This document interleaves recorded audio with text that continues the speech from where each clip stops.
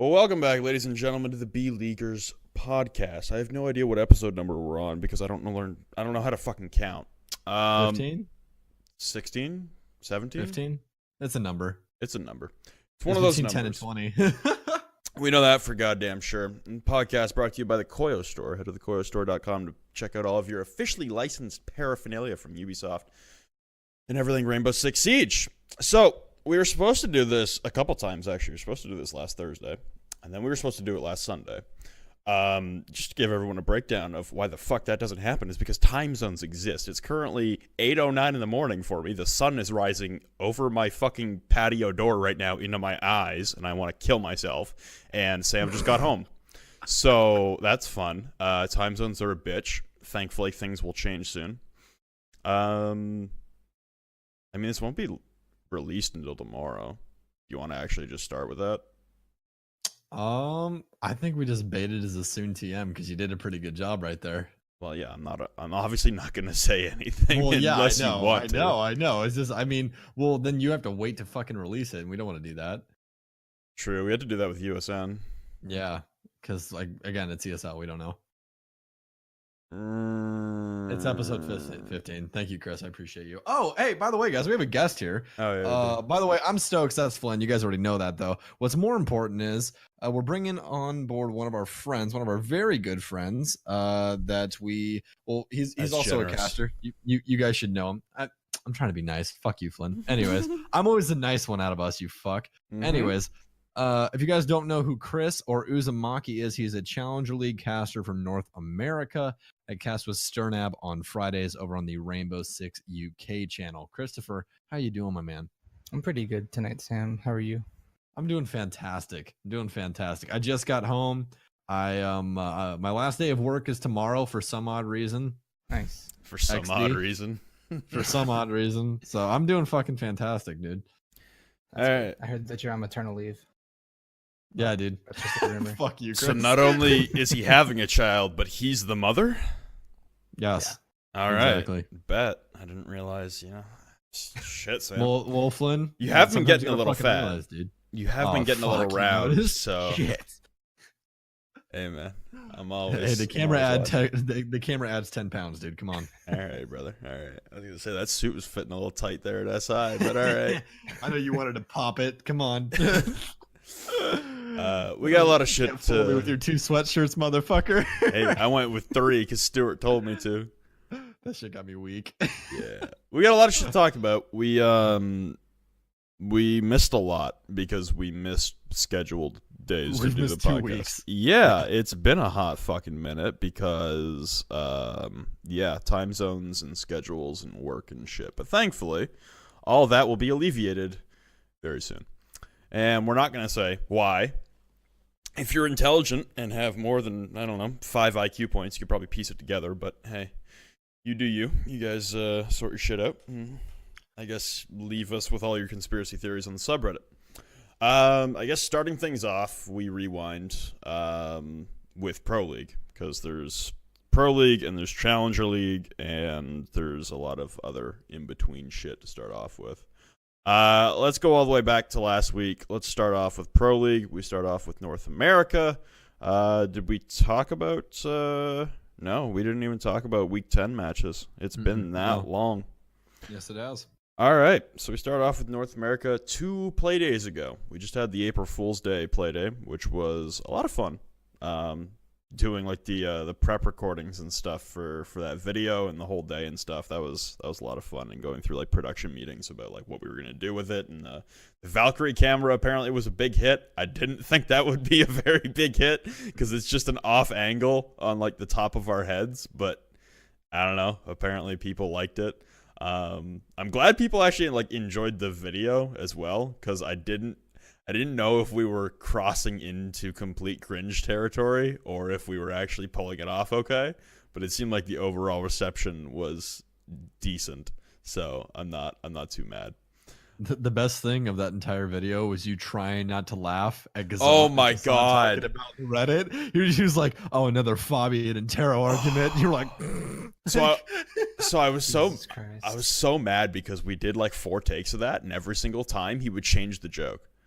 And I'm like, you can't do that. You can't make a new joke that's funny and change it up on me every single time we do a different take. So I was literally biting the inside of my fucking mouth, trying to stop myself from smiling or laughing, and I almost made it through. Almost made it through until the end. And then he fucking got me. So yeah, that was pretty good. I don't think people caught one of the other appearances I had, which was when Gassan was in the god. Yes, yes. Of course I saw it. I see him in the chair and I look behind him. I go, oh, there's BK, and I just see this cloud, and I was like, fucking Flynn, god damn it. They asked me to do that, and I was just like, yeah, Oh, I don't give a shit. I can go outside for a Dude, smoke I'll right rip now. fat vapes in public, bro. Fucking square up, dog. Any day of the week, brother. Any goddamn day of the week. Getting back on topic, though. Week 10, North America, it was the EG and Rogue draw on Border. I don't remember this game at all. Does anyone remember this game? The Rogue versus EG game? Yeah. Chris? No, I didn't watch. I it. don't. I was busy doing homework at the. I don't. Oh, you have a fucking job? Damn, dude. Or you have fucking school? Jesus At Christ. school, yeah. Anyway. School is my job right now, basically. Okay, well, I guess notable things is they played Border and EG banned Ying. So I guess I was thinking that's a formidable thing to ban against Rogue or anyone that's going to try and be aggressive now. Or they just noticed something inside of scrims. They also banned, both the denials got banned as well. Echo and Maestro both got banned. Glass was the other offensive ban, in case anyone was wondering. And obviously it went split 3-3. Next match was Rise versus Rec. Rise won that one in surprising fashion. No one pegged it as anything. And actually a fat finger by one of our co-casters, Blue, actually earned him some points on CGG's little projection thing. So shouts out to Blue. Lucky man. His fat finger worked out because nobody else picked Rise over Rec. So Hey, I did, motherfucker. 5 seconds before we went to break, before that game, Gassan was like, yo, who you got, Rise or Rec? And I was like, I don't fucking know. I just want to stir some shit up. Let me get some Rise. And I was right.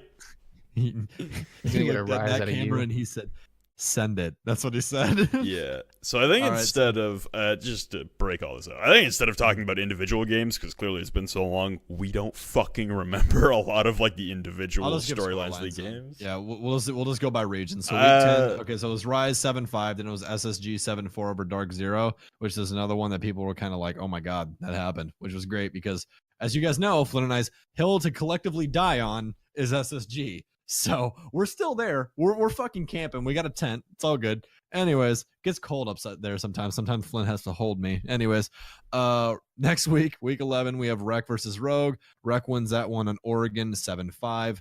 After that, we have Dark Zero versus EXG on Border. And Dark Zero wins that 7-3. Creative ban, they banned Buck.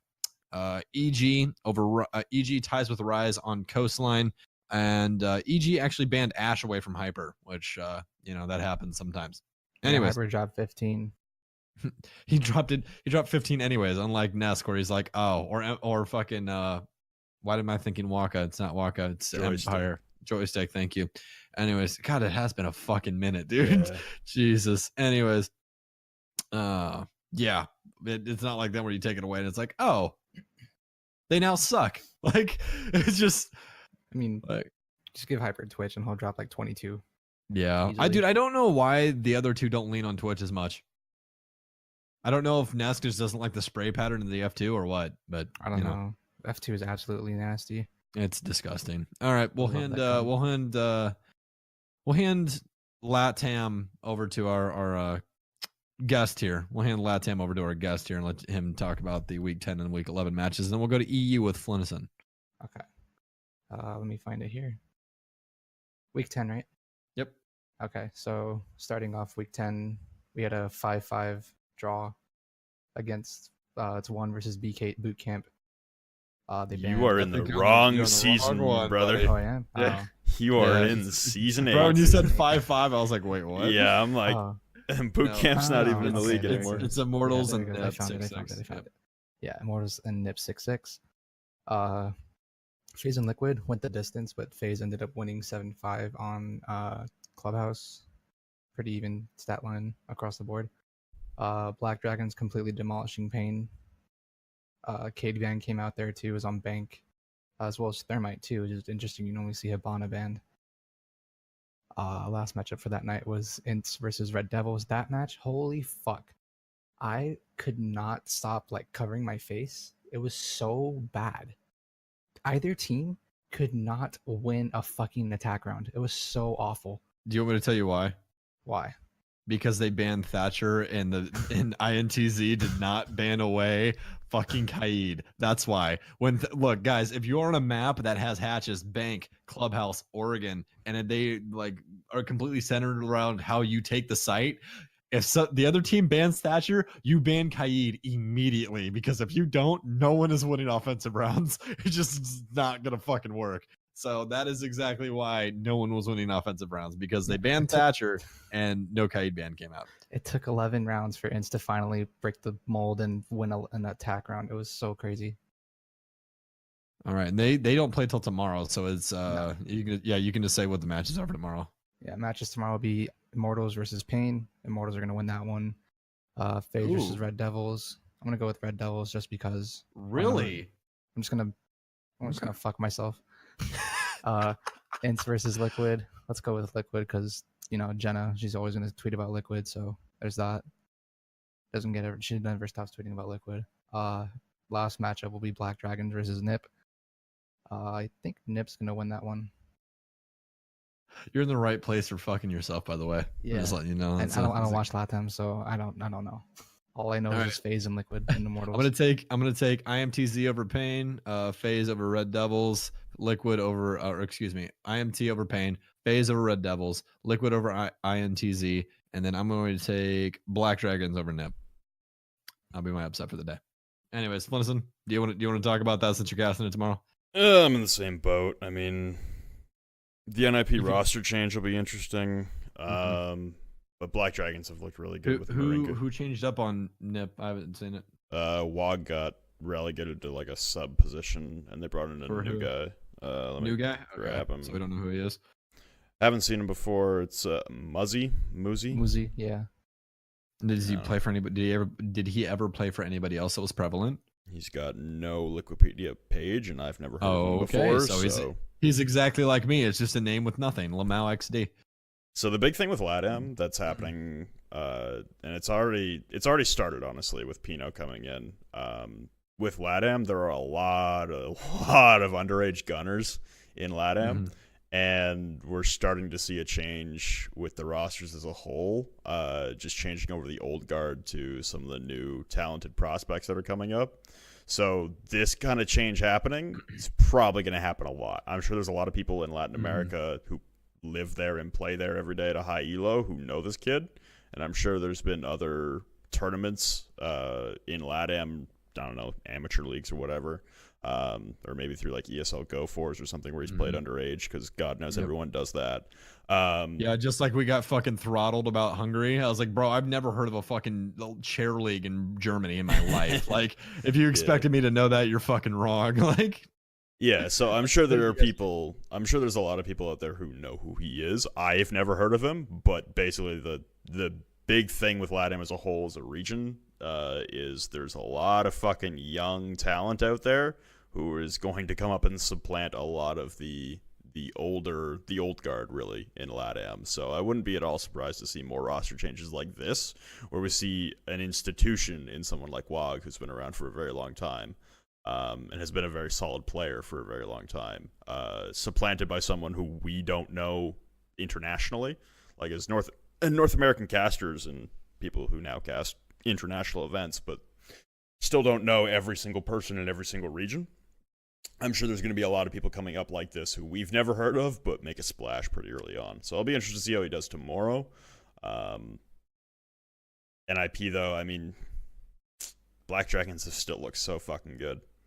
I don't know. It's hard for me to count Black Dragons out, and I really want to see them go on a bit of a run, because I just want to see them shake up the mold of the big five in LATAM. Because if Black Dragons lose this and NIP win, with FaZe, Liquid, and Immortals all having pretty easy games, it's not even going to be close. Like the divide already between FaZe and Black Dragons at 4 and 5 is 4 points. It'll further separate the gap between the top 4 and the bottom 4, and I'd like to see a little bit of competition towards the final play day for LATAM. Oh well, Speaking of competition, let's go to the region that has the most competition brewing right now, and that's going to be Europe. Yeah, so I did these games last week, the week 10 games. So there was a lot of things, and I got asked a lot of the questions on stream already. So I'm going to be repeating a lot of things that I've already said to some people who are simultaneously viewers of my stream and listeners to the podcast. But for those of you who haven't already been in there while I've answered these questions, Secret, again, they take an L to Empire. Kind of hard to beat Empire considering they're undefeated. Right now, Empire's spot is locked. Like, I think they're one game away from clinching at this point. So it's they might have actually already clinched. Can anyone supplant them? G2 is the closest at 16. There are 12 remaining points, so they could tie. G2 Empire hasn't happened yet, though, has it? In the back half. Is G2 the stream? No, it hasn't happened yet. So, what was the week first 12. game? It's next week. The first game was a tie, so there is a possibility. So they haven't clinched yet. The closest person who could pass them, and it would be G2 tying them with 28 points. Empire would have to lose out, and G2 would obviously have to run the table. It's possible, but it would only A, be on tie breaks, and B, the likelihood of that happening is basically impossible. So, as long as Empire clean up on Friday against Penta, it's over, and they'll clinch. They'll be the first team going to Milan for sure. And they just, again, they put an exclamation point on the already stupid season they're having against Secret, and it wasn't really a close game. The Lestream Navi game, that was a completely different mess. Fucking Christ. That game went so back and forth. It looked like Navi was hanging in it there for a minute, and then Lestream kind of near the end just kind of, they tailed away with it. Lestream went up early too. It was Navi on a bit of a comeback, and then Lestream just kind of put the final nail in the coffin. There were some scenarios where it's a little questionable, or questioning of what, like, the strategy behind Navi's attacks. It's Villa, so it's hard to kind of quantify what you're looking at when you're seeing something like attacking on Clubhouse or attacking on Villa, or even lately attacking on Bank, where it's a little more defender sided and you have an easier time on the defensive half. It's another thing though to see, like, the simplistic factors of an attack just kind of breaking down at a fundamental core for Navi.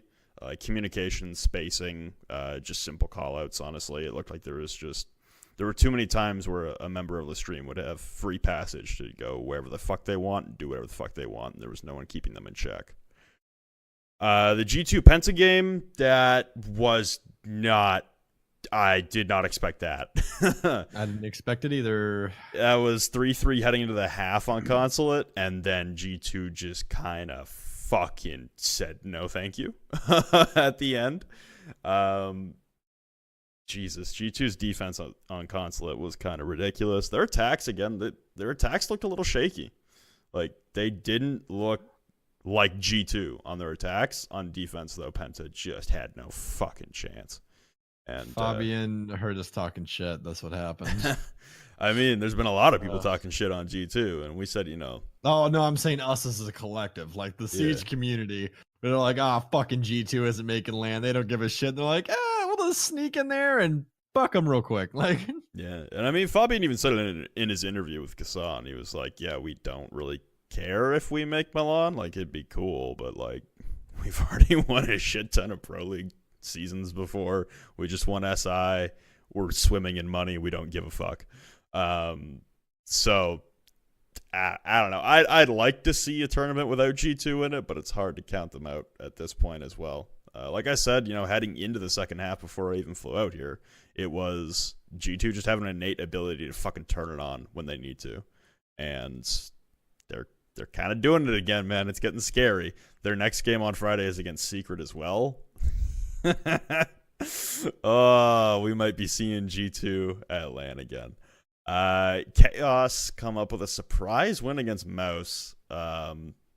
This game as well.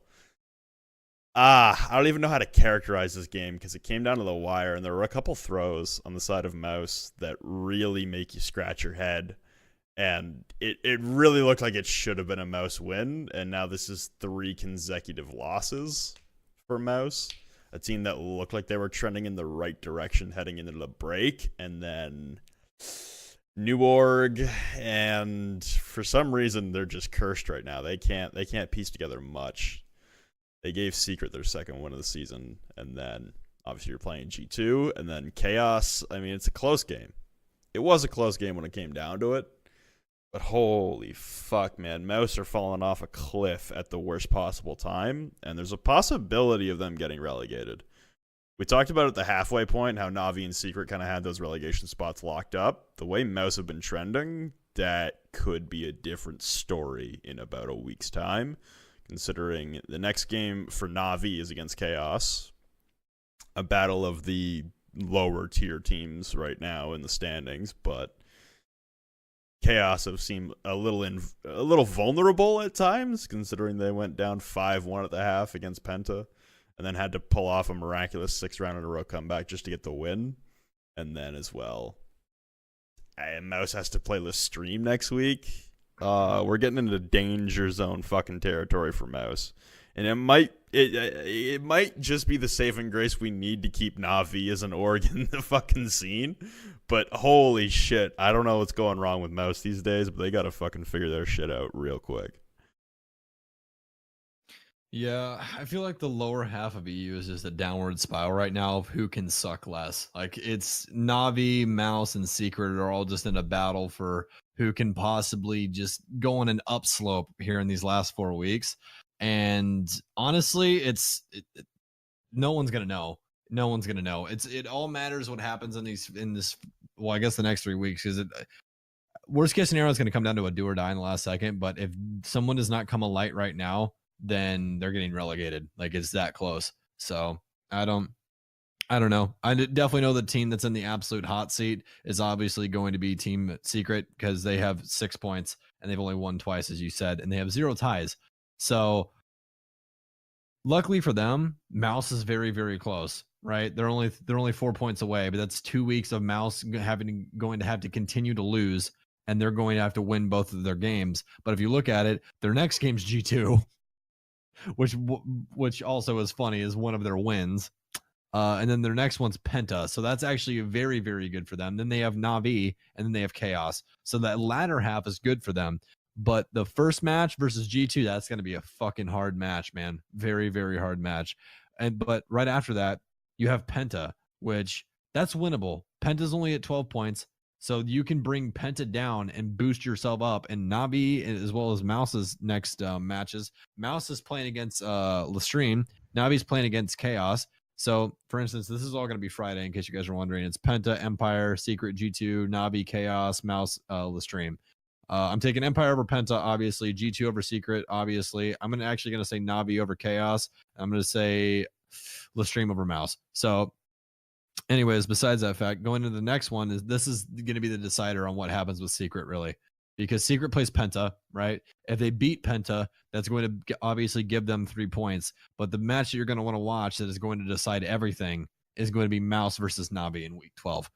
Because obviously they're both at the bottom. They're separated by 3 points, which is literally 1 win. And on the week prior, Mouse is going to be playing against Lestream, which Lestream is in second right now in EU. So all it takes is for Lestream to beat Mouse, which is more than likely. And this all of a sudden just becomes a fucking rat race, and who's going to win this entire fucking thing. Because the matches that follow that are Mouse versus Penta, which, again, like we just talked about, Penta's extremely close to being relegated. You have Team Secret versus Na'Vi, which is like what we talked about earlier. That match is going to, the week 12 with Mouse versus Na'Vi and week 13 with Secret versus Na'Vi are going to be the matches that really determine what's about to happen. So that's really what I'm watching for in that region. Yeah, I'd actually like to take it back, because we kind of like very quickly skimmed over NA and LATAM without actually going through storylines and shit. Oh, sorry. All good. EU's just so much more interesting right now, dude. Well, NA's actually gotten quite a bit more interesting, I'm not going to lie. Yeah, we'll swing it back around to North America. So if you guys didn't see yesterday's games, they threw a wrench into the plan. So everything below Space Station is now mathematically eliminated from possibly making the playoffs. We knew that for EXG and Rise a long ass time ago. But for Rogue, they're finally officially mathematically eliminated. We did some quick math while I was laying down on the floor underneath the desk, while Parker and Michael were casting and wrapping up that game. So yeah, Rogue is done for, but they're safe enough in a spot right now that they don't really have to stress because there's no auto relegation spot, there's no 8th spot in NA because of Orgulus. So all you have to worry about is that 1-7 spot, and Rogue is a clean 7 points up on Rise, which would be 3 weeks of games. And I don't think anyone Rise does have actually 3 play days left. So even if one of them's against Rise though, so good fucking luck, honestly. I don't think there's any universe in which Rogue end up in a spot where they have to play for their lives in Pro League. They're pretty much set for where they are. It's just a battle between EXG and Rise at the bottom for who's going to have to play against the number 2 NACL team coming out of the stupid garbage shit format of Challenge League because of the goddamn playoffs. Space Station is still in it though, like you said, and they're coming off 3 straight wins. Space Station hasn't lost since coming back from SI. I think something that no one else is really touching on, EG hasn't won. Ooh, That's very true. that is true. Lost 7-5 to SG, 6-6 versus Rogue, and then 6-6 versus Rise, which I honestly thought Rise was going to win that game last night on Monday. I was absolutely astounded that Rise didn't win it. But, I mean, granted, Rise had a few throws here and there, but big props to EG for being able to bring it back and getting themselves another points. But it's really wild right now. Yeah, EG, I think that's like, I don't know how that has escaped a lot of topics and a lot of conversations. EG has not won since they lost to Reciprocity in the quarterfinals of SI. That was on February 16th, and we are on April 3rd, by the way. It's been a clean month and a half since they've won a game. Mm-hmm. And then something to bring up actually about that, just like we did with the previous weeks and kind of looking ahead. We just had week 11, right? So these standings are true.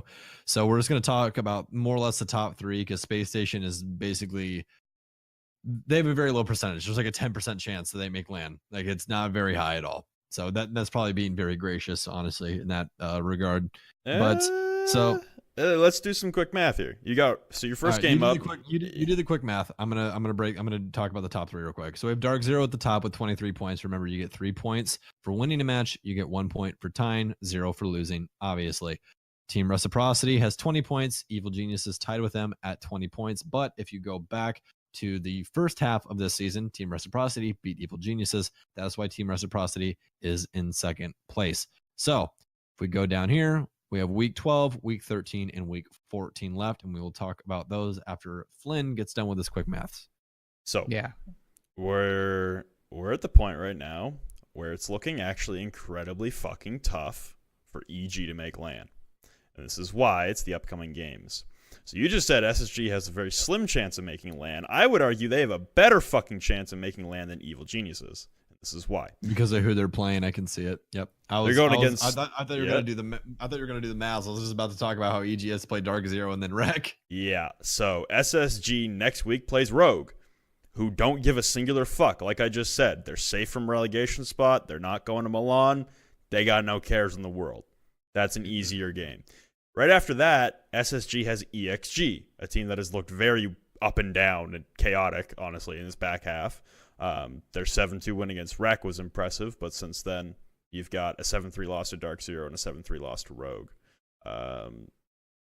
Yeah, it's very up and down. It's hard to read what the hell EXG is.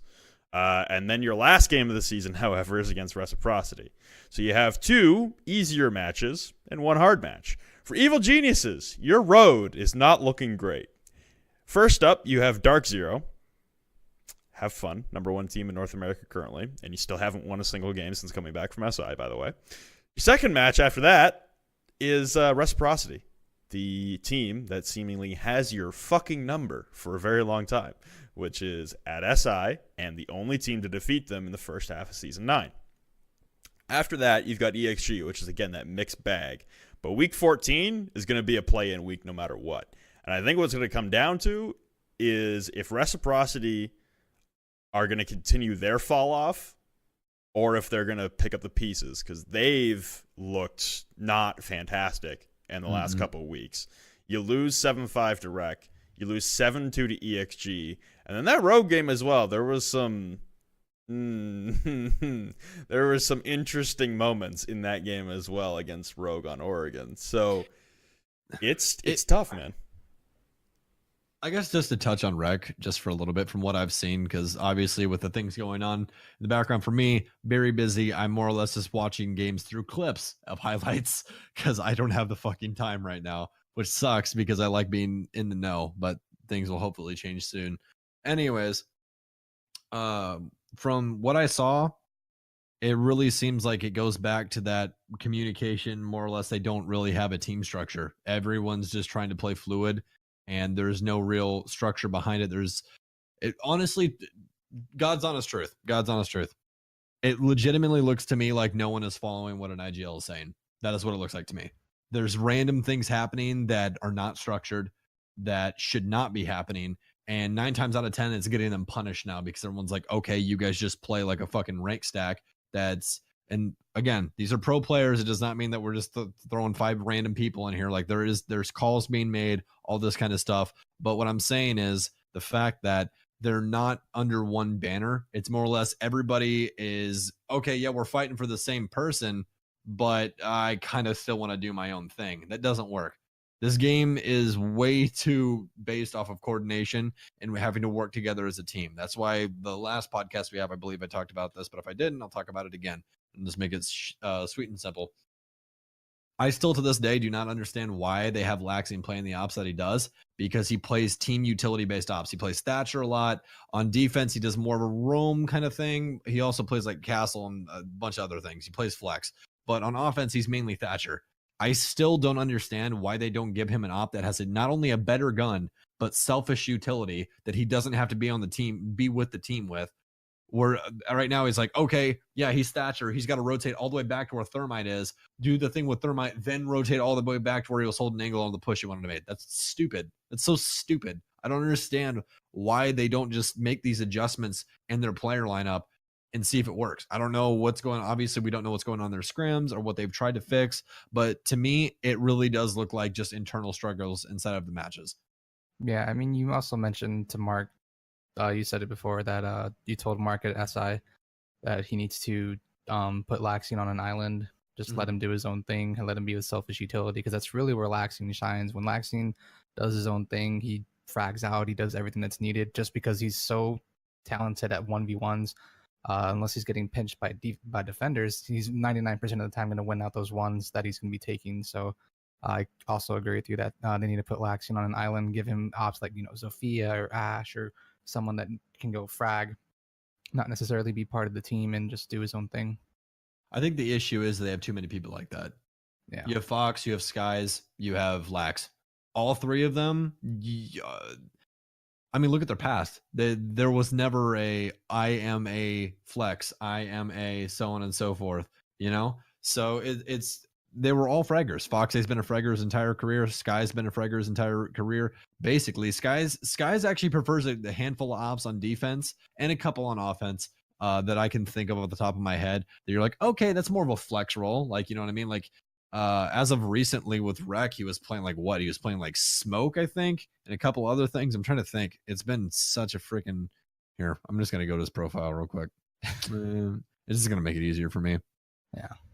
I wish SiegeGG was up, guys. I wouldn't know this information if SiegeGG was up.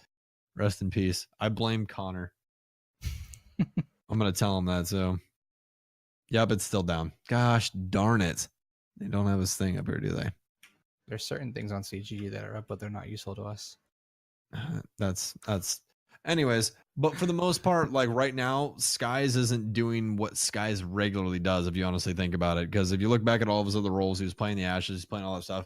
He's basically handed that over to Fox, and Skies has taken a back seat and basically went to flex, but then he was back on like entry fragger, and like they really just can't decide as a team on what they want to do. And that's the issue, because you're continuously trying to swap out roles and all of this kind of stuff to try and figure out what works, but you can't build on top of something if you don't have a base, you know? Like if there's nothing there, you're just dropping something on thin air and it's falling. So that's their issue right now. That's why Rec worked really well at the beginning, because there's this thing inside of teams, guys. And if you don't play comp, then you're not going to really know what this is. But there's this thing called the honeymoon phase.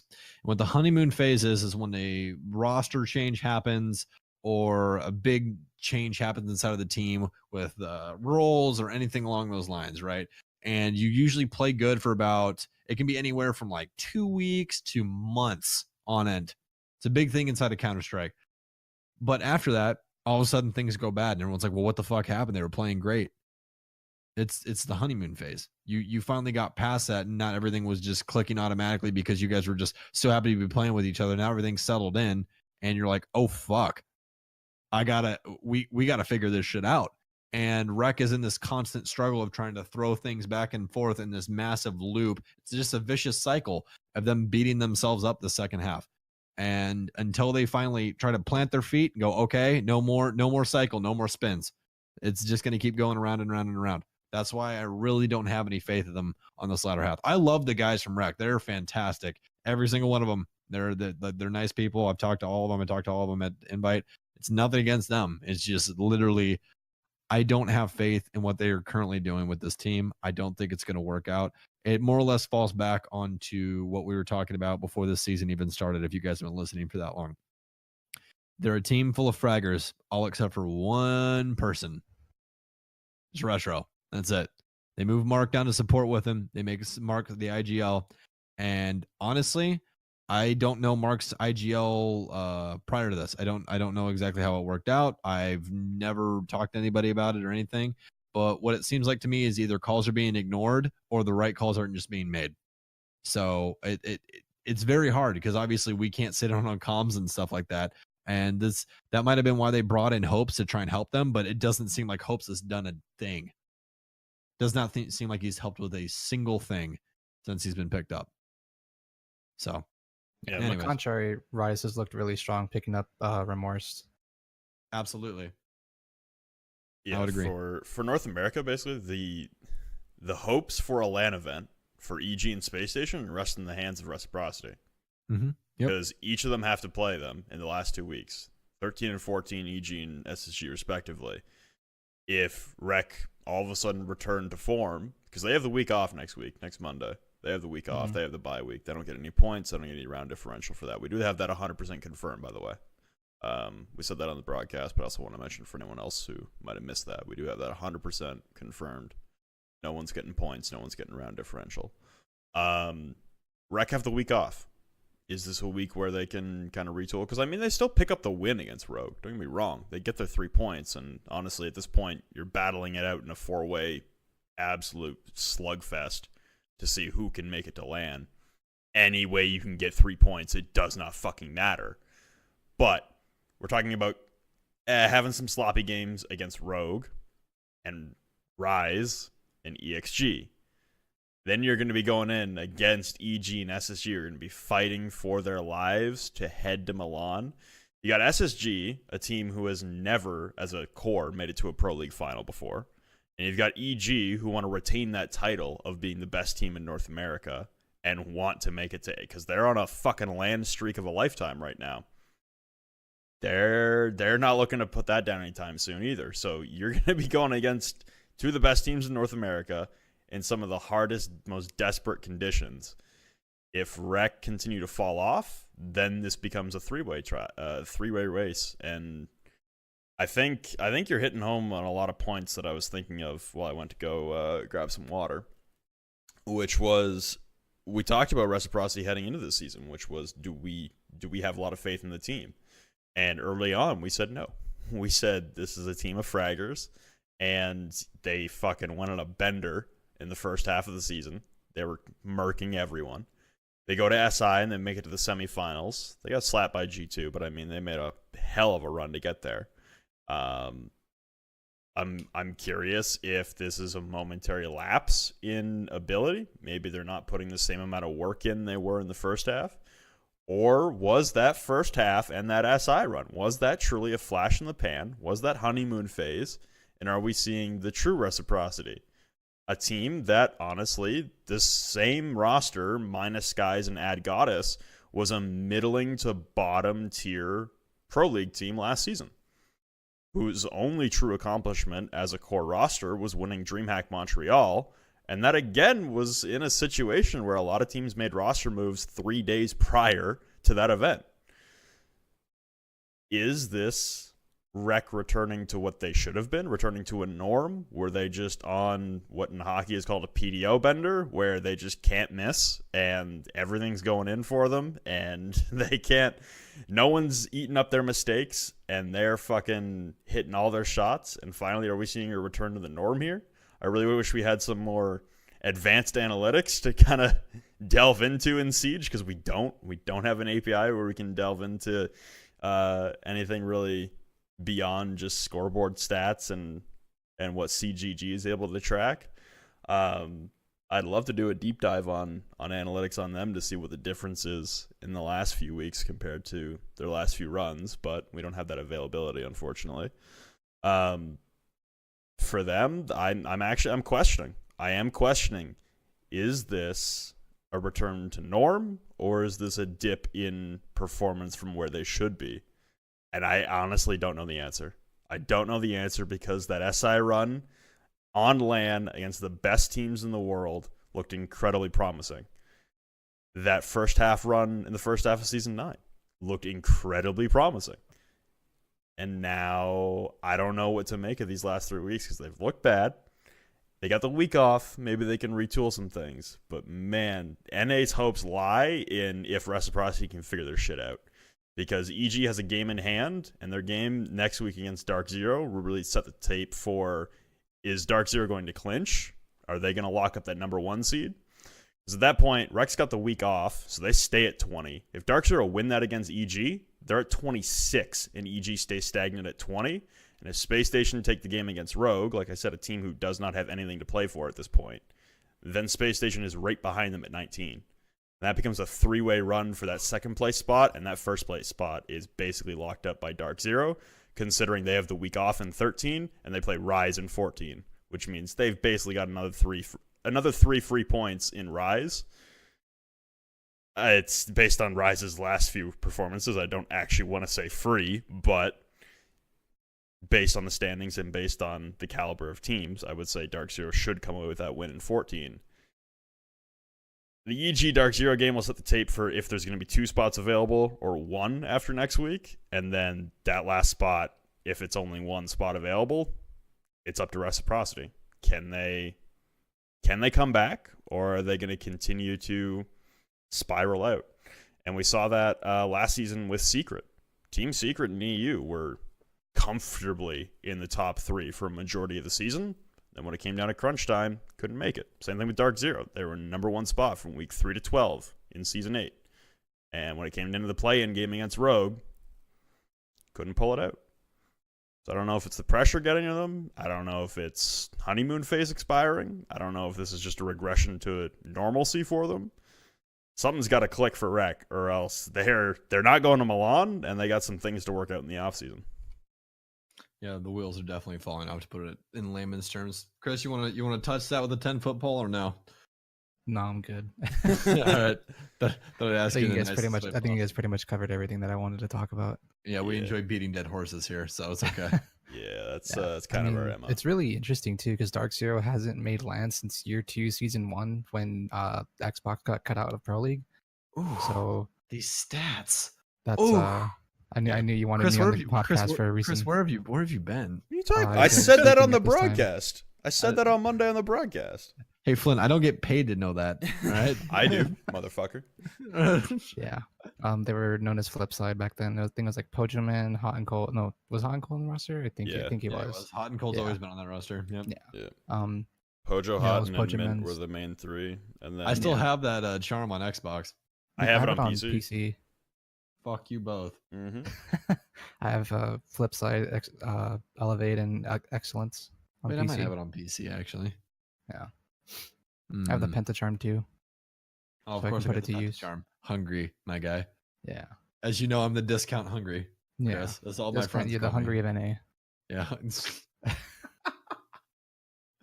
That's how you know I'm pissed in a ranked, guys. Or in 10 if we're minutes. if I'm playing against you and it goes from me just playing Ash and sending it to me playing Ying and just you'll know. Anyways, I'm not exposing myself That's Pro League out of the publicly way. at least. That's all the storylines for Pro League basically out of the way. So let's jump from where I have the upper hand, considering I casted all the games, where you guys have the upper hand, because you guys casted and actually witnessed the Challenger League games for North America, considering you casted them. And I did not watch last week's games because I came home and went the fuck to sleep after casting EU, because fuck the time zones. I am not staying up until 5 a.m. to watch goddamn Challenger League after casting for 5 hours. So, boys. Wow, not even a fan of Siege. Fill me in. I've watched every other North American play day for Challenger League. You can go fuck yourself. I watched the other two. I skipped last week because I was goddamn true. tired. I remember watching Flynn's name in the chat. Fill me the fuck in. What the hell happened to the Sonics last week, and then all the other shit? Oh, dude, they got fucking dogged. Oh my Oh my god. Oh no. I casted both of them, so I can kind of speak on them. That's you, because obviously I did not rewatch them because again, stuff. Okay, so let's see. Day 3 matches. So Organized Chaos versus Sonics, that was really close for the first half, and then Organized Chaos just completely spanked Sonics into the ground. It was absolutely insane. First half, Organized Chaos started off on attack, and then just nothing could happen for Sonics. What's it called? Organized Chaos. They were down 2-1 and won 6 straight to win it 7-5 or 7-2. It was absolutely insane at how they just completely dismantled the Sonics. And then the next game that the Sonics played was against Elevate on Coastline. It was really rough. Like, oh my god, I was like, I expected it to be a lot closer considering those Elevate and Organized Chaos, but Jesus, I don't know if there's internal issues happening, but on Coastline against Elevate, Sonics only won 1 round on each side. And the first round that we saw, Elevate just completely wiped the floor with Sonics. Within like the first half of the round, they already started planting the diffuser, and then all of a sudden you see 4 blue bars just light up orange. Oh my god, I can't really like explain what happened, but it was absolutely, it was really weird to say the least to see Sonics kind of suffer. Well, as someone who casted Season 8 of North American Challenger League, that's a thing that didn't fucking happen last season when they were Elephant Gang. They didn't lose all that often, and when they did, it was fucking close. So to see them come out with 2-handed losses, 7-2 apiece to OC and Elevate, I'm more surprised by the Elevate win than I am by OC, because OC is still undefeated in NACL for 3 weeks in 6 games. I was talking to Steph, the manager for Elevate, and she said that Lojax, who's their new coach, he was preparing for this for over like a month with stuff. They were like reviewing everything they had from Season 8, everything that they had up going to this. They practiced because they do the same thing over and over and over again. Like, I love Super. I love everybody on that team. They're awesome. I'm gonna say it every time, because right when you start hating on people, everyone's like, "Oh, you only focus on the negative." They do the same thing over and over again. Yeah, Super has a great brain for Siege. He does. He shows it off every time he does an off the shits fucking stream where he's like, "Hey, look, I'm doing VOD review. We're breaking shit down. Blah blah blah blah." He knows what he's talking about. That's great. Then show it in game. Show more. I understand it's the regular season, and sure, yeah, we got some weeks left here, but bro, all it takes is one slip, and you're the fuck out of here. And once again, you're back in Challenger League, and you're not a pro. Also, one thing right I now, point out, hold on 2 seconds, because right now, like I saw this on Twitter yesterday. It's Challenger League. You're not a pro, dude. You are a semi-professional player. Yes, you guys do indeed get paid enough with the Sonics to be considered a pro, because everyone likes to base it off of if you make a living off of it. That's fantastic. But look, bring more to the table, crack open the strat book. I mean, you guys have some players that have been there playing the game since the very beginning. We're all of you guys have been playing the game since the very beginning. You're going to tell me you guys are a one-trick pony for every site? No, that's bullshit. That's bullshit. Just do better. Like, everyone knows that, like, Lauren is one of my best friends. I love her to death. But you guys can do better. Like, that's why I'm angry. Like, you guys can do better. You have the roster to do better. So do better. That's ridiculous. Like, I understand losing, but like that badly to OC and Elevate, like, come on, guys, let's change it up from last season. Anyways, continue, Chris. Yeah, so I kind of figured Elevate was going to win it just due to the fact that Sonics didn't ban Blackbeard against Nog. That's a bad So idea. That's that was kind of like the set factors to why I figured they were going to win against Sonics. I didn't expect it to be that bad, but it was really strange that they didn't ban Blackbeard against Nog, and just the way that they utilized Nog. Like, there was this one round that they had him playing inside a lobby, and then they had, I think it was Prophet. He was on Hibana, used the 3 pellets to open up the bottom of the triple ball over by service entrance, and just have Nog sit at the lobby. So he's just sitting there on Blackbeard, face shield and everything, just cutting off the rotate, so no one can prevent Plant from going down. And it was almost like Sonics just didn't know what to do. They looked so lost on both matches. Yeah.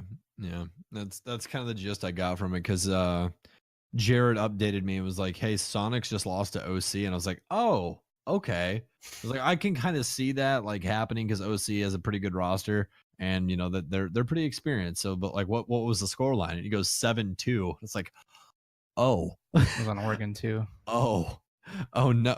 Hey, you know what? Who did we talk to? We talked to oh, I know who we talked to. We talked to Fultz. That was our for the OC Tunes match, because we talked to him after. And I talked to Fultz and I asked him, I was like, so, as everyone knows, or everyone loves to talk about, Oregon is a map where good teams go to die. So do you think that Sonics is better than you and you just got lucky? And not even a blink, dude. And Fultz goes, no, we're fucking better than them. It's like, all right, dude, I love it. Like, that's great. That's great. That's what you want to see. I mean, they're number one in Challenger League for a reason. Yeah, I have the utmost faith in those guys. I've played with all of them. I think they're awesome stand-up guys, and they definitely have the skill to be where they're at. So, but for mine, I guess the most standout thing for me is I'm going to go Disruptor versus Vicious. And the reason I'm going to do that is everything finally clicked. Everything finally clicked. Because that Disrupt versus our bad match, because you casted that, I did not cast that. Our bad shut down Modiga. Yeah. He only went 3-11. Did they ban Zofia? No, he was on Zofia every single attack round. They banned Glaz on attack. Coastline. Okay. Yeah. And Modiga just had like the worst game of his entire life. He only managed to survive 1 round, and he only got 3 frags and 1 assist. It was really horrible. Yeah. Okay. I gotcha. It was a really rough patch. All right. Well, he went really big at the end. He got a 1v2 to tie it. If it makes you feel any better, the opening round for him on Consulate versus Vicious was a 4K with Zofia. Like, in apps, just slamming people. Not like he got a nice flank off and got like 2 kills, like legitimately destroying people in ones. It was just disgusting. Like up in their face. Yes, it was disgusting. So I'll have to go back and watch it. That's what I was doing. Definitely worth it. I feel like that game versus our bad, where you look at the roster, just look at the rosters and look at the names, and you go, okay. You know what I mean? You're just like, one has a lot more skill and just veteranism overall on that team. They should be winning these, not tying these. And then they go to Vicious, and I'm like, okay, this is going to go one of 2 ways. Either Vicious is just going to come out of the gate swinging on some random shit, and they're going to win this, or Disrupt is finally going to click, and they're going to just steamroll Vicious. And that's what happened. Mo came alight. The comms were clean. We talked to Yeti after, and I asked him about the match earlier, because I didn't know the scoreline yet. I was like, so how was your previous match earlier today? He was like, we actually tied our bad. I was like, oh, okay, well, what happened with that? And he basically went down with comms just weren't working out, calls weren't being treated correctly, and just that they're finally after the vicious match, they said once we got to vicious, we were calm, cool, we were cool, calm, and collected, and we just took it head on. We just minded a quarterback, washed our bads off our back, and just went straight into this one, dived in, and it worked out for us. And he said we got plenty of stuff that we want to scrim on and keep going with, but everything how this match felt, this is how it should be. I was like, okay, all right. So when we were talking about this before, about this being one of the most challenging challenger leagues, one of the most competitive challenger leagues that we've ever seen, I truly believe that the top 4 spots are going to be an absolute fight. And that's exactly what I want, because that's playoffs. No one gives a shit about their placing. They just care that they're in that top 4 slot. So as long as you guys keep seeing that move, the only 2 teams that I'm counting out right now, and I hate to say it because one of them is one of Flynn and I's mutual friends, Sills Gorillas and Our Bad. Sills Gorillas has a lot of young players on him, but not loading. And I'm gonna forget the guy's name here. The guy, it's not Onfroy. What's the kid's name? Crazy Gunner. I can't think of his name right now. I'm just gonna click the roster. Was it Actually, Max or no? It's was it Abinai? Abinai. Thank you. Yeah. Seth?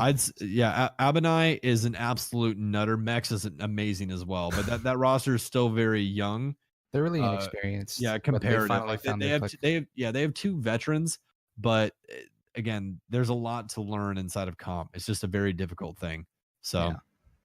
Also, one thing I wanted to point out from the Disrupt versus Our Bad, that game was literally just Reed and Spades carrying the fuck out of Disrupt, and then Evil Waffle came to life like within the last 2 rounds to try to bring it to a W, but they just couldn't. Also with OC or not, I'm sorry, Silla's Gorillas.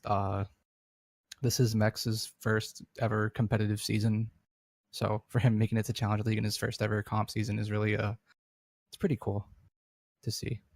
well, he's got a lot of good talent around him. You know what I mean? Yeah. Like that's the one thing I do love about Siege is that it's not just one person carried. It just can't be. You know what I mean?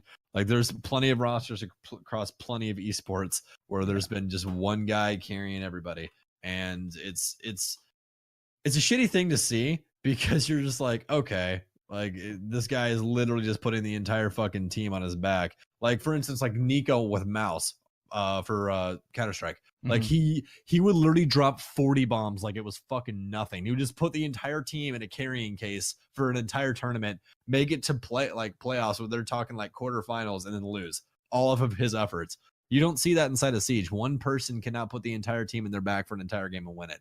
That's why, you know, you see people like pros and stuff posting rank matches where they drop 22 kills and don't win. I've done it. Chris has done it. Flynn has done it. Everybody's had a game where you drop stupid numbers in this game and you still lose. And that's because team play and utility always wins matches over your amount of kills. That's why frags are not as important. So that's why another reason why I love Siege. So there you go. Yeah, there's a couple other things about NA Challenge League that I want to touch on. You guys kind of hinted at it. It was vicious. There were a lot of people out there who were pegging Vicious to be one of the top contending teams. I was one of them. I was one of them too, and it's hard. Yeah, I think I fell in that boat as well, actually. It's hard to look at their qualifier performance, and it's hard to look at their previous experience also in the SI quals. They're contending against Pro League teams, and yet they stand in 6th currently. Something is not clicking if you're... I can tell you what it's not. What? Roster moves. It's like it's like what I talked about earlier while you were gone. Basically, they had this is what I said. This is what I said. So, Flynn, if you have a base, things are a lot easier to build on. But if you take the base away and you try to build on nothing, everything falls, right? I heard that. Yes. Okay. All right. I wanted to make sure that you were here or not. But that's exactly what's happening with Vicious Gaming. They're constantly switching out this 5th person like it's going to do something, and it's not. You have to pick somebody that works well, just meshes okay, and then you have to mold them into your statue. You can't just fucking keep throwing in random fucking puzzle pieces till it fits. That's not gonna happen. Again, you're just gonna end up with another honeymoon phase. You're gonna play well for a couple of matches, and then you're gonna drop off a cliff. You're gonna go, what the fuck happened? You got to pick your poison. You can't just keep swapping through every single competitive player in all of North America and just hoping that God just comes down and graces your fucking keyboards with some dude that just perfectly fits every attribute that you want. It's not going to happen. It's weird to see them trailing off, considering like how much hype there was behind them. There's even been like the Pro League subreddit. There's been multiple posts about them asking, what the fuck happened? Why are they trailing off so hard? And their first week looked strong. They beat Elevate 7-4, and then they lose to the Sonic 7-5. Kind of predicted results. They looked like they were going to contend to be in the 2 or 3 seed next to OC and Sonics. However, and I mean, you can't really count out Disrupt either, based off their season performance last season, and the talent that's on there, and picking up Yeti. And things did not start well for Disrupt, but they've turned things around. But for VG, it honestly, it looks like they can't get a grasp on anything that they had previously. They can't get a grasp on the fragging ability that they had early on in like the qualifiers and their first couple matches.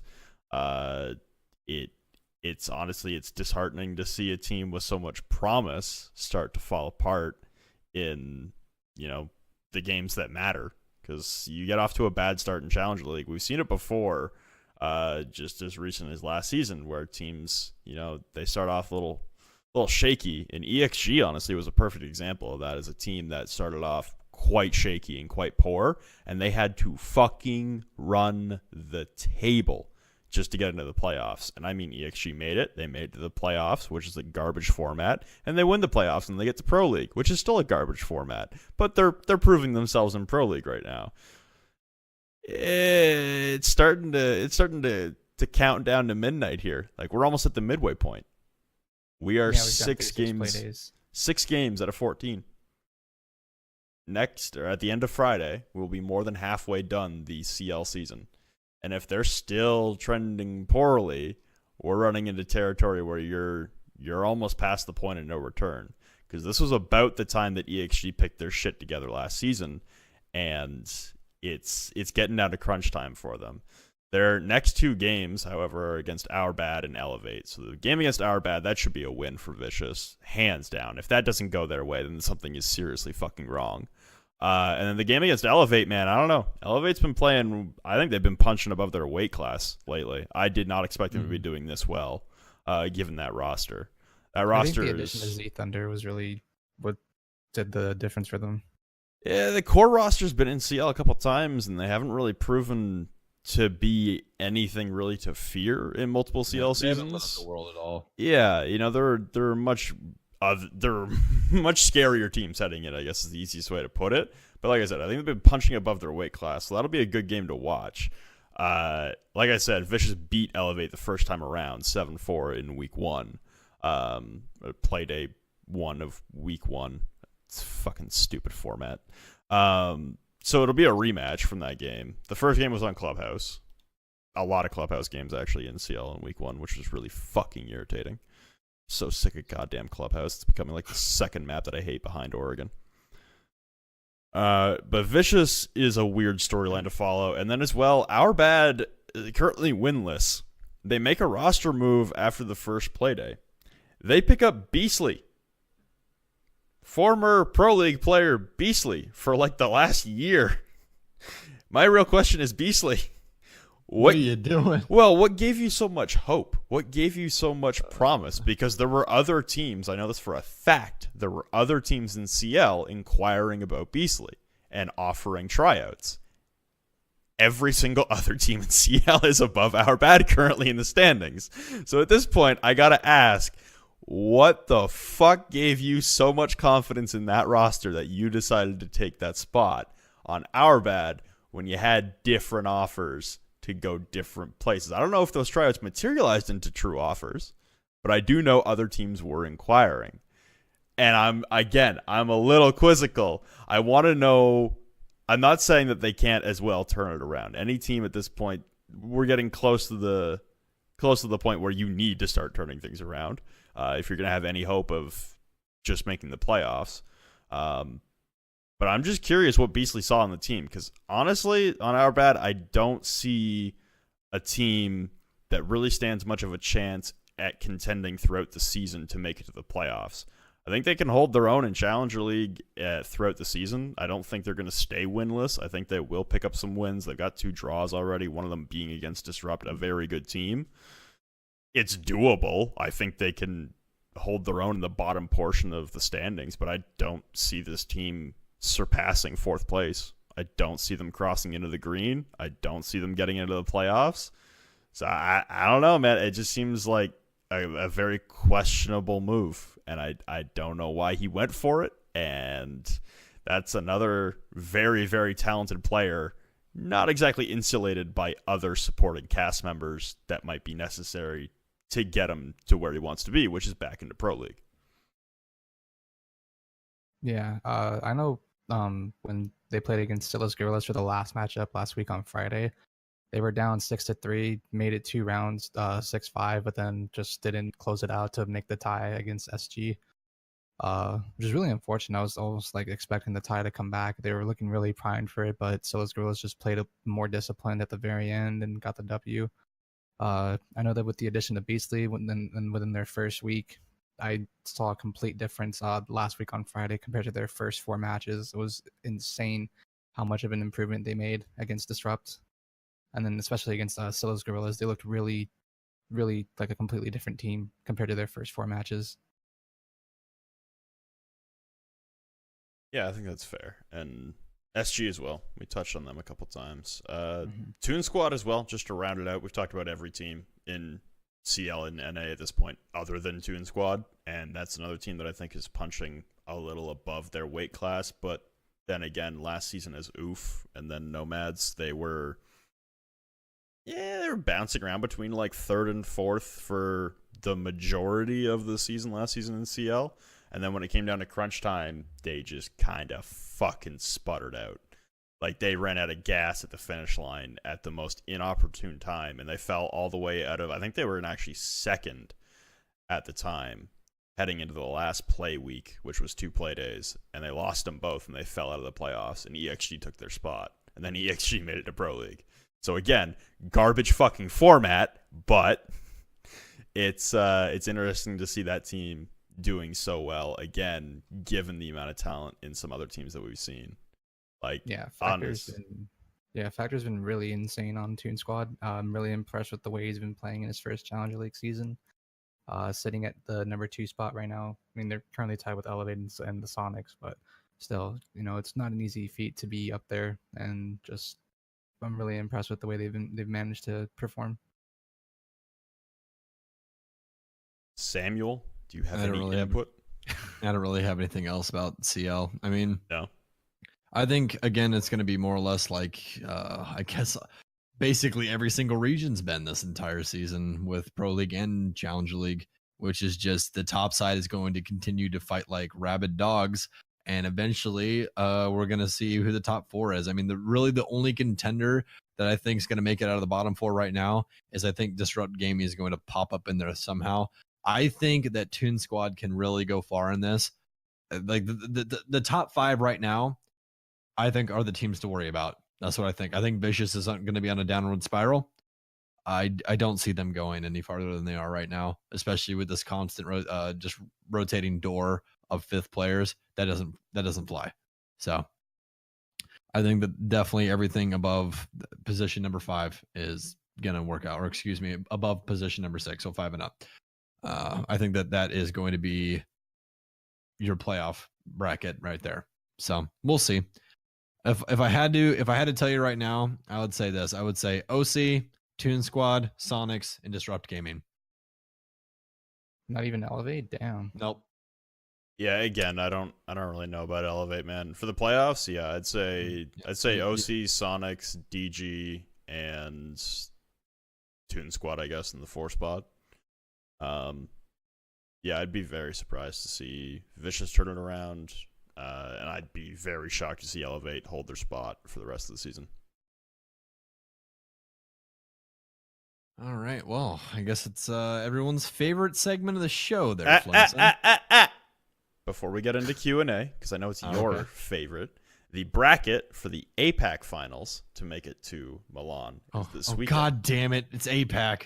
It is APAC, but there's a Just lot of kidding. names you'll recognize on here. Dude, So, I miss Magnet, man. God damn it. yeah, he was fun. I like drinking with that man. Yeah, it was a good night. Was that? I'll shut up now. Were you there? Well, I know there's a lot of things we can't say about that night, and a lot of those nights. La fucking Mao, brother. Oh no, you weren't there with me. It was me, Parker, Chris, you'll be there Justin. one day where you can't talk about half the shit you want to talk about. Yeah, that's gonna be like super hard for me, but then I'll eventually get used to it. Yeah, it's definitely takes some getting used to. I really Anyways, wanted to do to really like shout out the thing that you were mentioning to Twitter, but then I realized I would just completely fuck your chances. oh thanks, Chris. I Yeah. appreciate you. Mhm. Anyway, Where's the jumping bracket back for to the APAC APAC. finals? It's on the Pro League subreddit.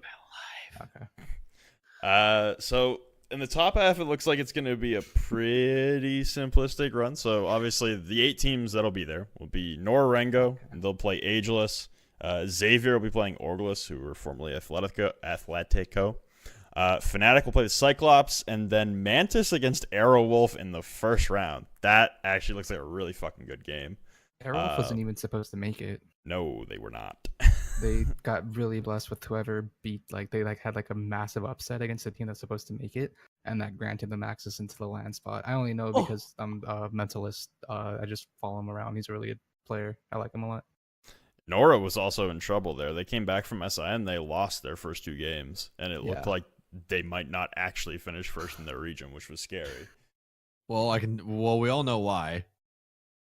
They lost one of Yeah. arguably the best players in the entire fucking world. That's the thing, So- man. Like, you lose Waka, and then for Fnatic, you've got Virtue full-time replacing Neophyter. So, obviously, Nora and Fnatic are your favorites to make it out, based on their runs at SI, based on them always being the 2 that make it to LAN finals. But, I mean, Mantis put up a good performance in their group, given a tough top half of a group to play against. That Mantis Aerowolf game will look really interesting. It's shaping up to be a Nora Fnatic final yet again. And the finals don't actually matter for anyone curious about the format, because there's 2 people or the 2 teams that go to Milan. So it's just the semifinals games that matter, and then it kind of matters. Like, the finals kind of matter because it's a seeding match for APAC. So the winner of that will have a 1 seed, and the loser of that will have a 2 seed heading into Milan. So you don't necessarily want to, I don't know, take a 2 seed and then end up playing Empire. That would not be fun. You'd rather take a 1 seed and end up playing whoever ekes out a spot in LATAM, or ekes out a spot in North America, or whoever the 2nd seed is in EU. So I don't know.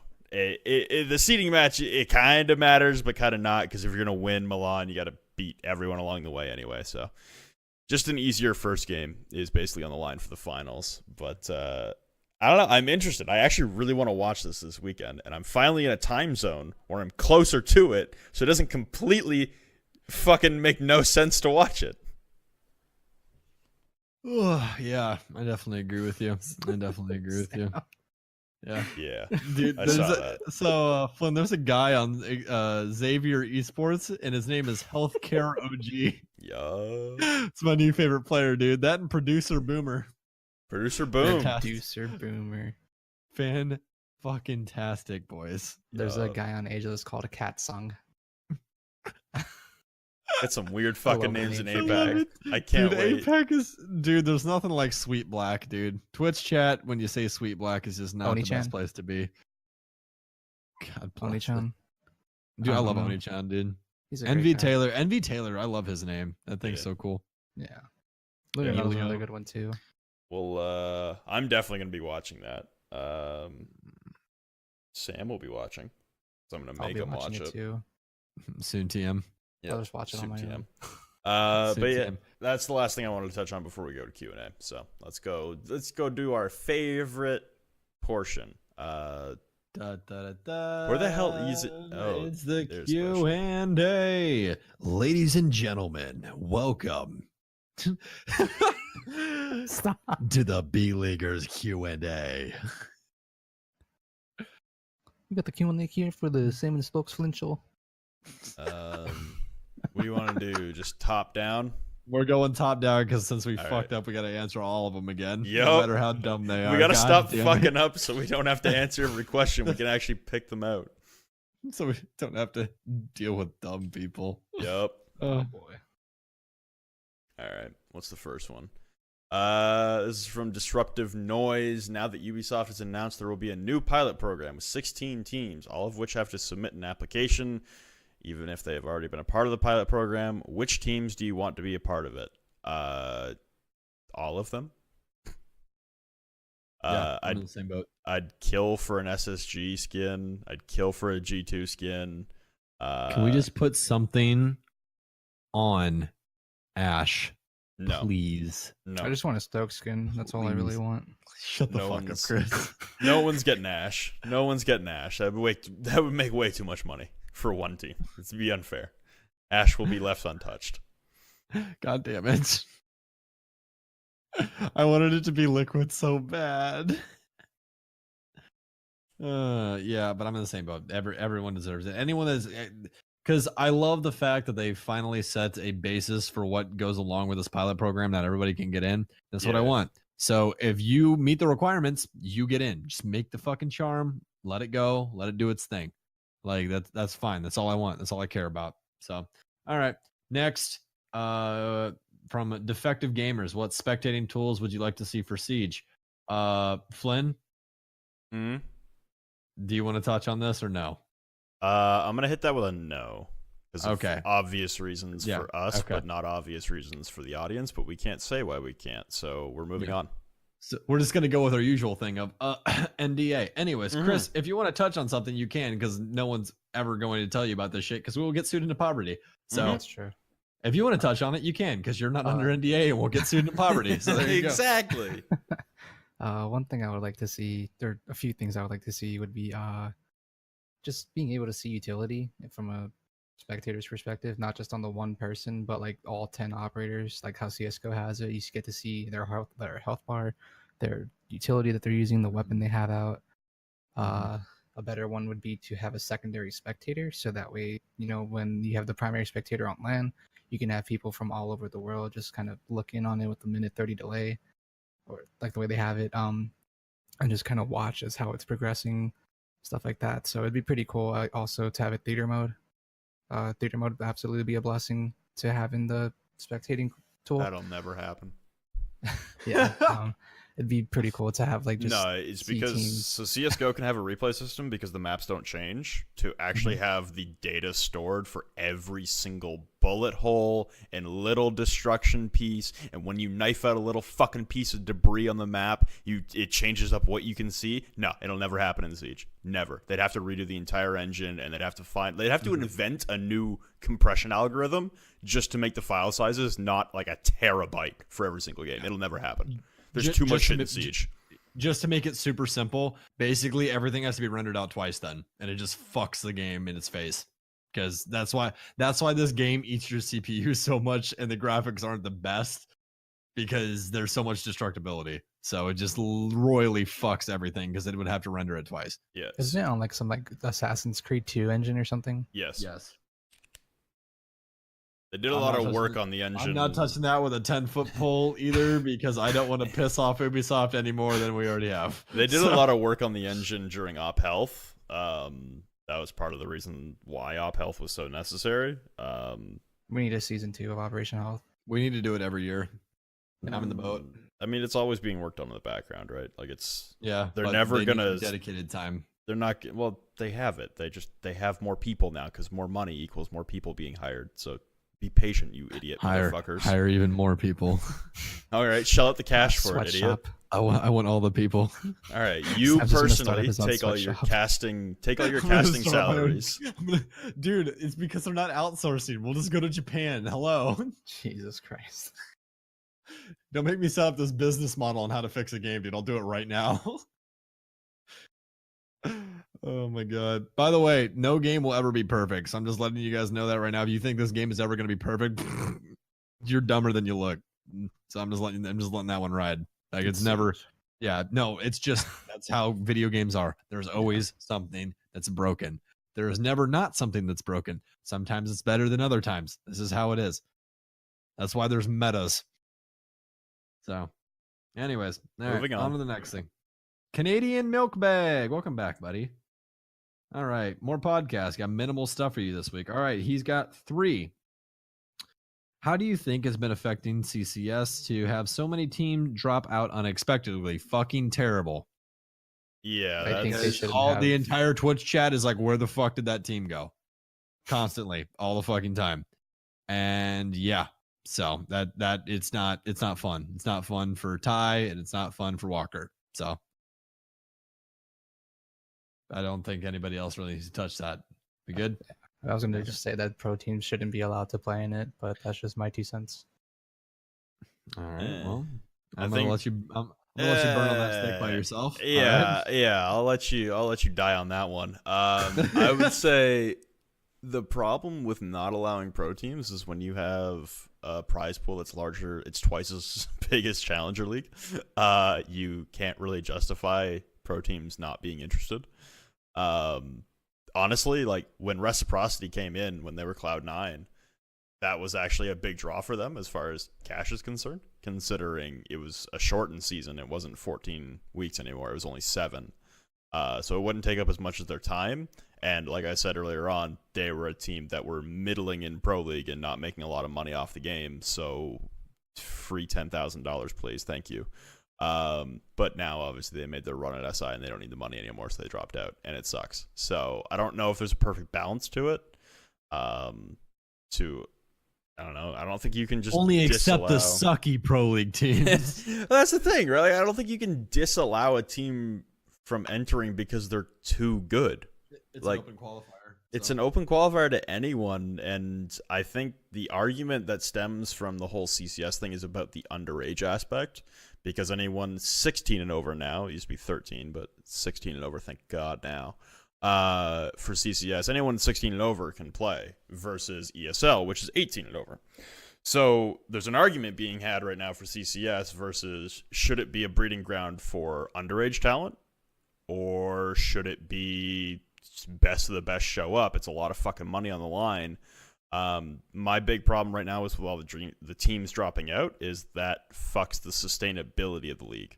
So right now we're at a point where CCS has just been improving and improving and improving every single season up until now, where now every single week there's a fucking disqualification and a forfeit, both in EU and in NA.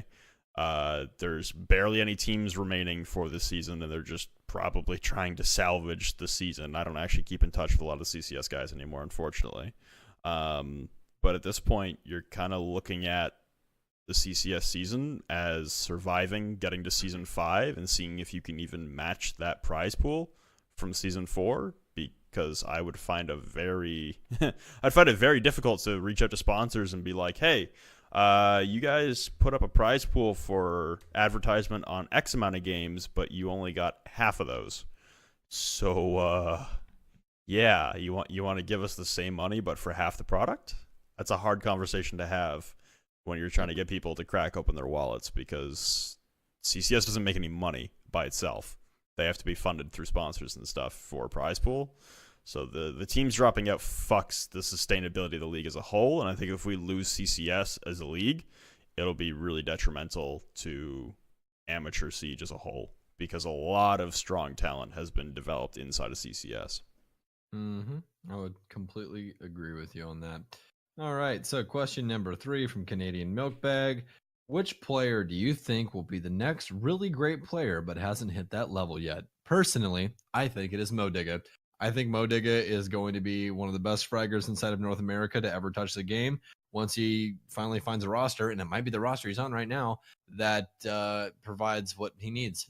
And he's in a growing environment right now. He's got the right people around him, and I think this is going to be a time for him to go from not only just a pub stomping kid to picked up by a pro league team and slamming people into absolute nothingness. So I think Mo has what it takes. I like his game sense. That's the biggest thing for me. I don't care about your gun skill. I don't. Laxing is a perfect showing of that. Laxing has a very good fucking brain on him. A very good brain. He outplays people. He doesn't just win his ones. He legitimately outplays people, because if you check it, like his headshot percentage isn't anything fucking crazy. He's not hitting like 67% of his headshots or like 70% of his headshots. It's about 50-50, you know? He's like right in that category. He just wins his fucking fights because he has that game sense, and it's awesome to see. So I think Mo is in that exact same category, but Mo's gun skill is there to back it up as well. That is what's scary about Mo. So I think that Mo will be one of the greatest players if he continues down this path. Yeah, mine would have to be he's not of age right now. He's not in Challenge League or he's a recent addition to Aldous Police Department. Are you about to do a Wow, shout he's out really right gonna now? go there. He's gonna go there. He's shouting somebody out, dude. I'm gonna go with Tracken, otherwise known as Trace. Oh, okay.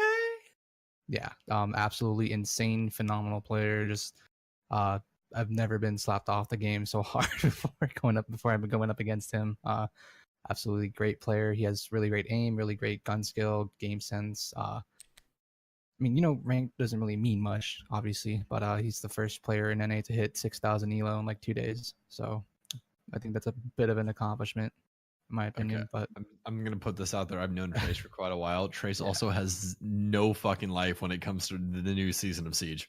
Yeah. Like it's like fuck women, fuck eating food, fuck literally liquid going into my body. I just want elo injected into my eye sockets. Like that is Trace, dude. Like he's been that way since Xbox. So yeah, but no, Trace.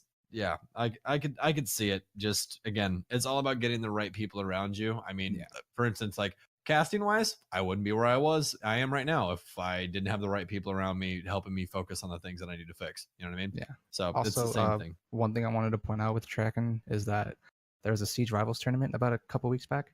Mm-hmm. He played as a sub for Organized Chaos. They went to map 2. The Organized Chaos was up 1-0.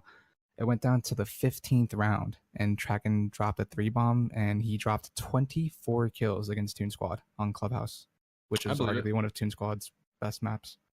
I believe it. Trace is somebody, dude, that if you give him things that make him comfortable, he's ridiculous. It's like Mo. Like if you give Mo Zofia, Mo is literally just 10 times better than Mo was prior to that. Like it's just comfortability is a big thing. That's something that I've touched on before with Flynn, and I've touched on the podcast, but I'll touch on it real quick. That's why bans for other people like comfort picks and stuff like that are becoming so much more prevalent now because it's just a mental thing. It's the same thing inside of MOBAs where, you know, that person or that character or whatever, that op might not be in the best spot right now. They might have gotten nerfed, so on and so forth. Somebody else might be a better pick than them for what you're trying to do with them right now. But you've played with that person for fucking hours on hours on hours on hours on hours. Like for instance, I have 60 hours on Ashe, and she's got 20 more hours than any other offensive character that I have on offense. So when I play Ashe, I'm extremely comfortable. I know everything I want to do. I know exactly how I want to attack it. Everything. Like right when I have Ashe, I'm like, I'm comfy. I'm good. No, nothing. It's the same way with everybody else. It's the same way inside of MOBAs. Like in Smite, I have fucking, what is it? I have 214 hours on Medusa, if anybody knows that game at all. Like it's comfort picks. Medusa was never ridiculously broken, except when she first came out. But anyways, that's besides the point. Back to Siege topics. Basically, comfort picks are a good thing. That's why you want to take them away from people. You don't want someone to be comfortable. You want to force them to play something that they are not used to playing or something that they have limited time on. So I just want to point out that you're an idiot and don't know how to read. You skipped question number 2 in his segment. Thank you also, Uzumaki, for relaying that in the chat in the Discord call. So you're a fucking dipshit, Sam. Oh, I didn't want to talk about it. So for my player, I'm actually going to pick a teammate of Mo. This is a guy who I've known for a very, very, very long time, and I have a lot of faith in. His name is Jeff, better known as the Evil Waffle. Oh, okay. Yes. I So want to see where you go with this. I'm going to lean back in my chair and start thinking. So when you think of prototypical, This is my thinking pose. when you think of prototypical, holy fuck! Can I finish my sentence? Get fucked, Flynn. Fucking goddamn it! Why did I ever even agree to do this? Anyway, You're the one. You I thought of know. this fucking idea. You I did. Bitch. I did think of doing this. I don't know why I brought you on. God. I don't know. That's a good fucking question. You fucked up. God, I hope you fucking die in a hole. Some days I do too. Returning to my. Then he wouldn't make a Oh TUSN. my. Okay, Returning to my original fucking point. Waiting for someone to jump in. No, are we good now? Are we good? Suck a dick, Flynn. When you think of a prototypical up-and-coming underage player, you think of the Ashmain, you think of the crazy gunner who just needs to learn in a competitive environment how to work within a team and stuff, and you think gun skill will be the most predominant factor. Jeff, on the other hand, is incredibly gifted when it comes to aim, but his clutch potential and honestly his ability to play an anchor better than almost anyone I've seen. And I've casted a lot of Pro League matches. I've casted 6 Invitational. I've seen a lot of damn good anchors in my day. I still have not seen someone as strong on an anchor position than Jeff. And there are very few names that come to mind when I think of someone who is better suited to be at the back of the fray, to be at the back of the lines, but who can hold down any situation coming at him.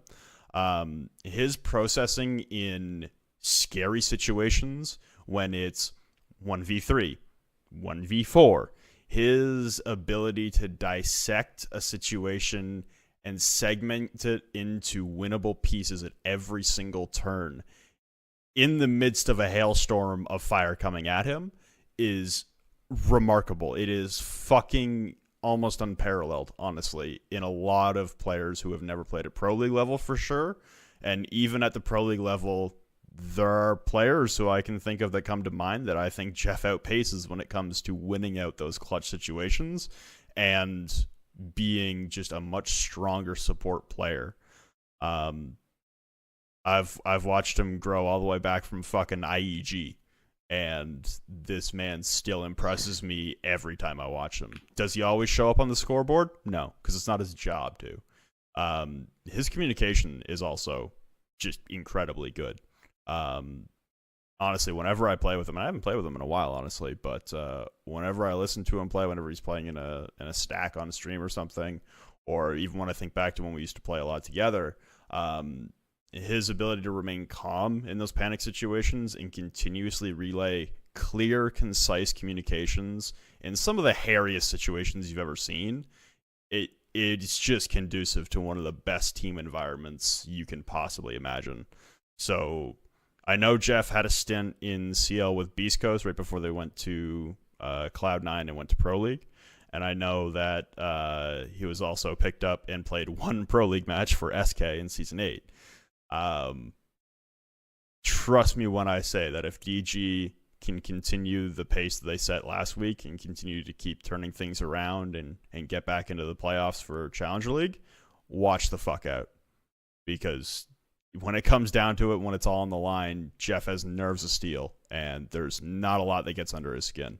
He could honestly be one of the greatest support players in the game. Didn't he play on Genesis in IEG? Yes. Yeah, he played with Austin. I remember you watching you cast, actually, watching Genesis play. Dear God. That was fucking forever ago. But yes. It was like a year and a half, right? Yeah. It was October, November 2017. All right, so to touch on that for just a second, Flynn.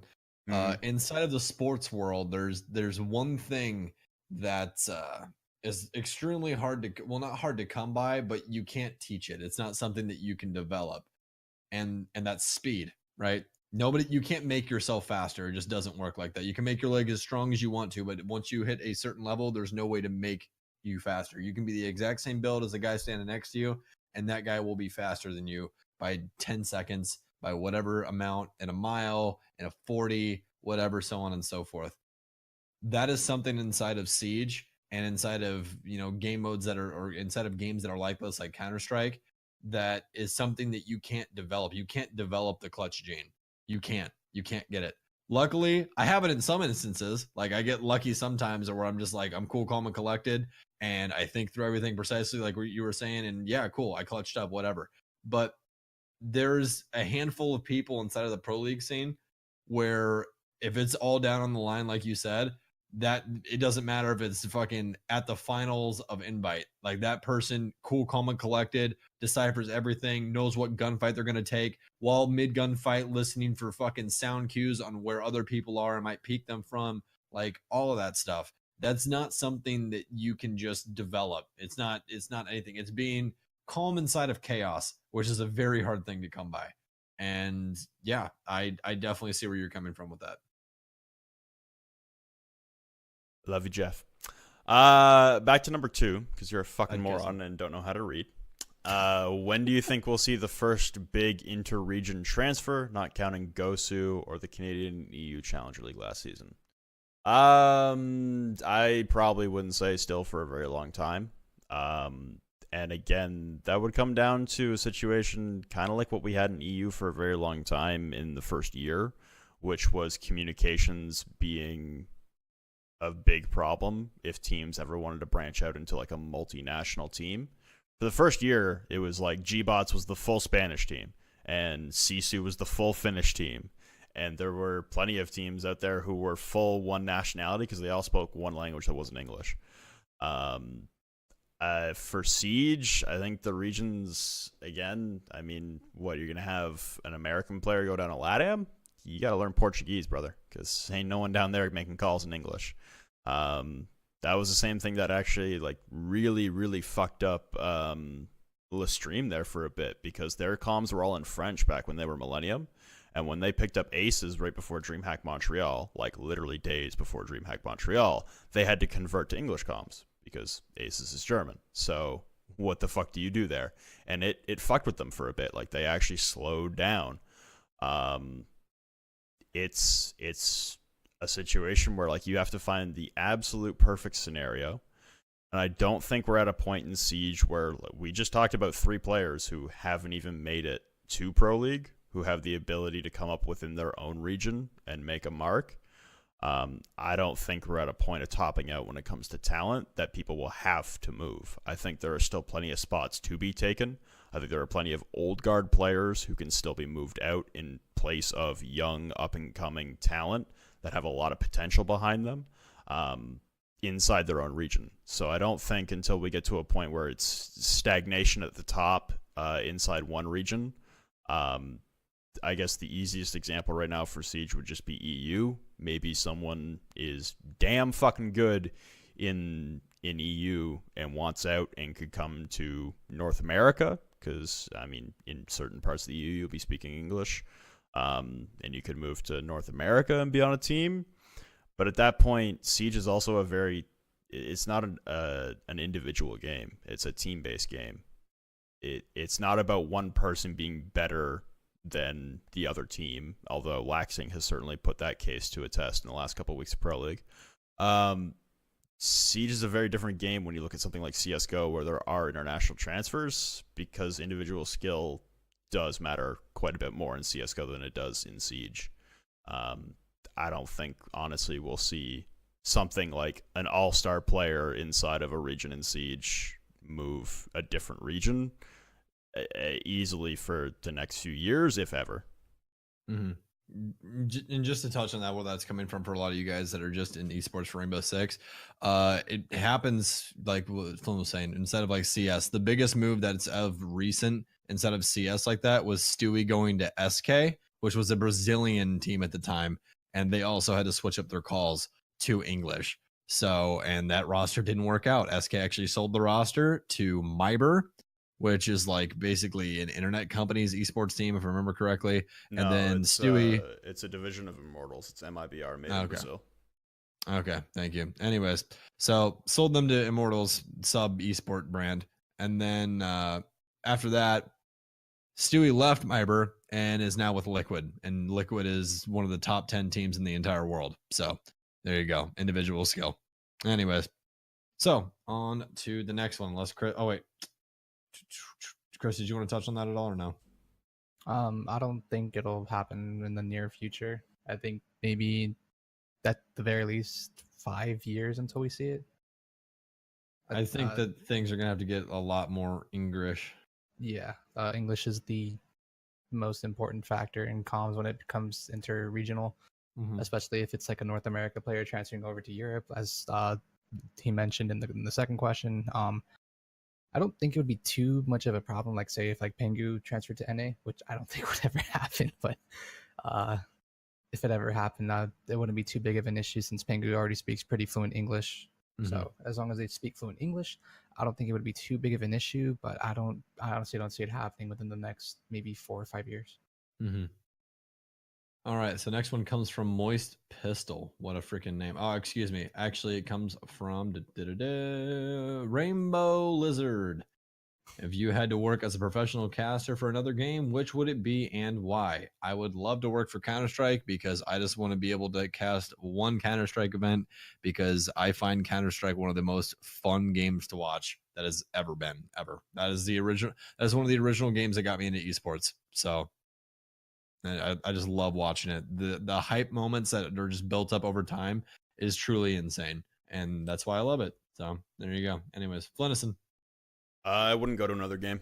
I would stick with Siege until I couldn't anymore, and then if I wanted to continue casting in some kind of professional capacity, I'd probably move to hockey.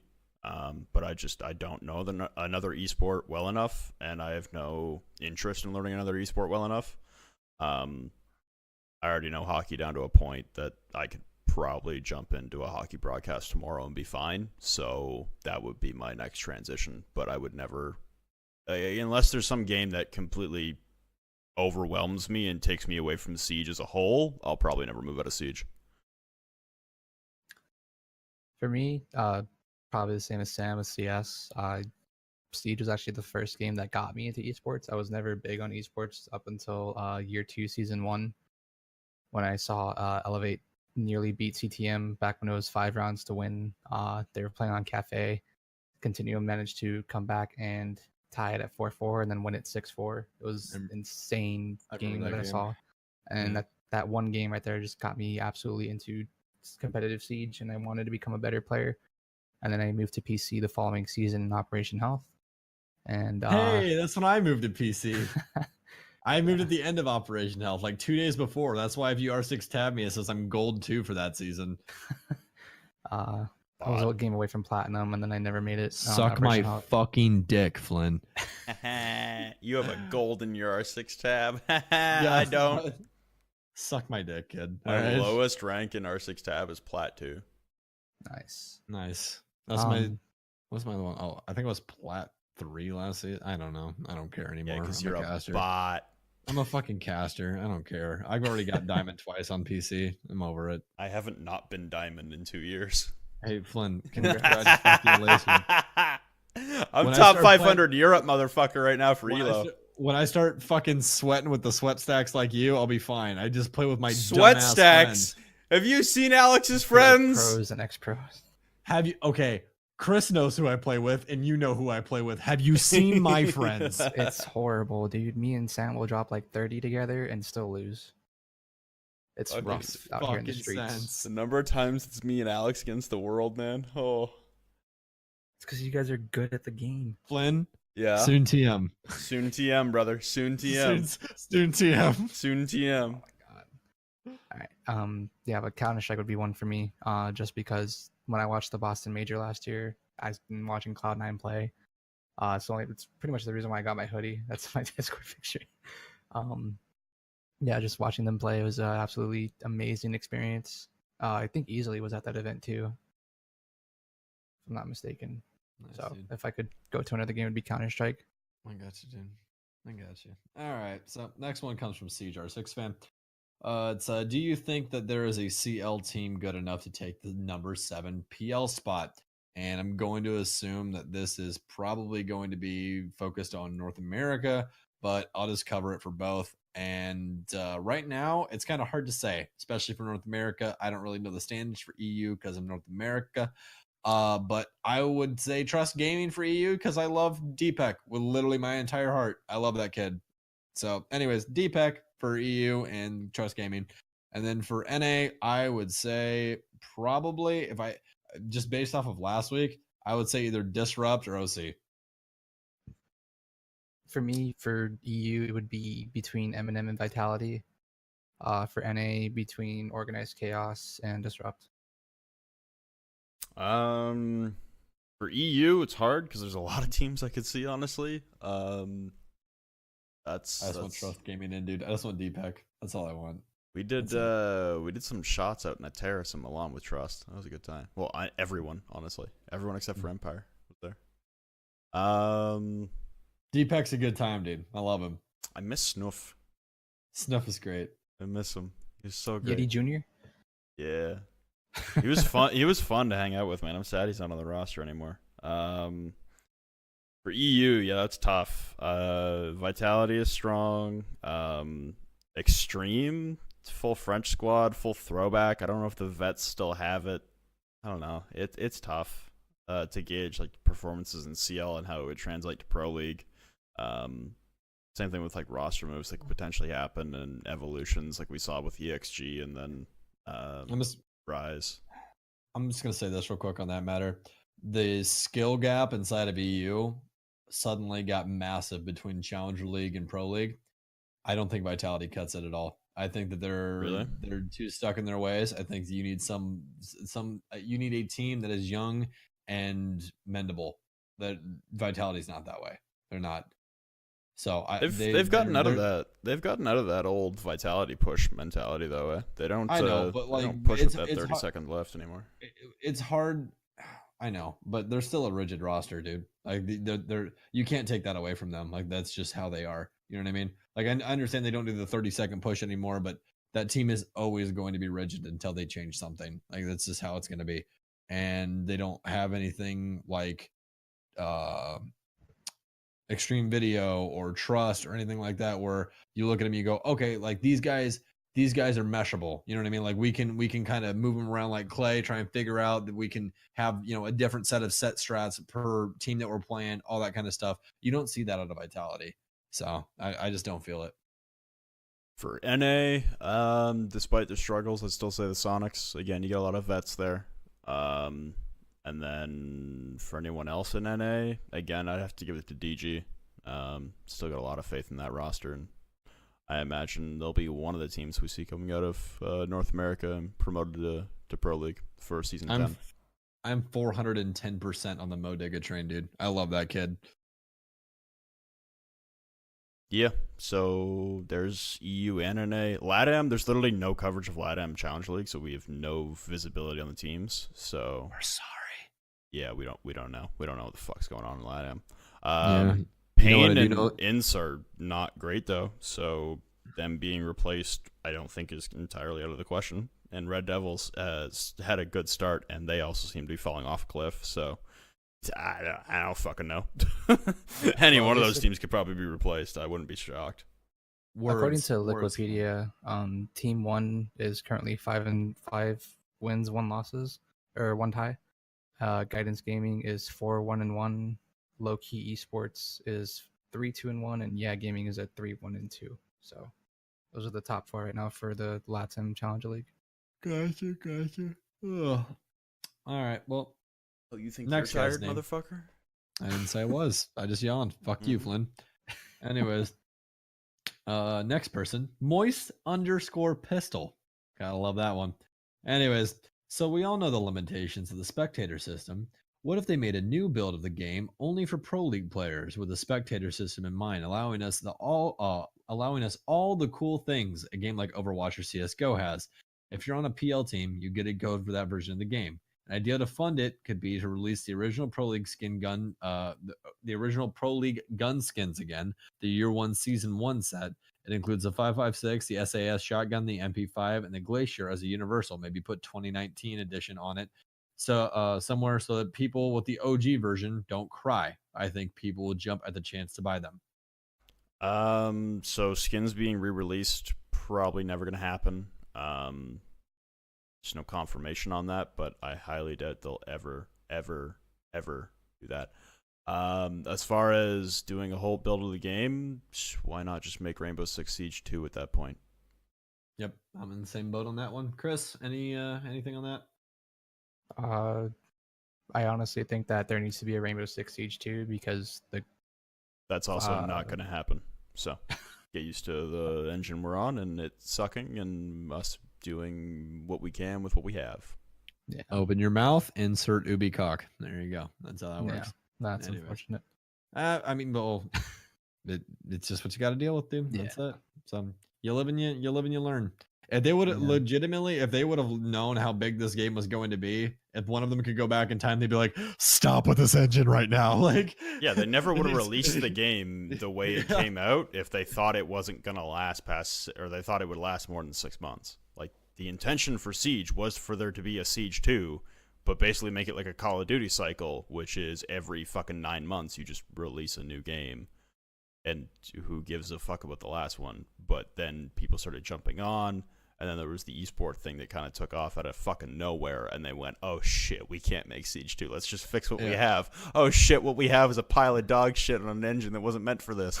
Oh no, what do we do? So their reactions, piles and piles. their reactions to the panic and the absolute just fucking lack of foresight has been good. So they've been fixing what they can.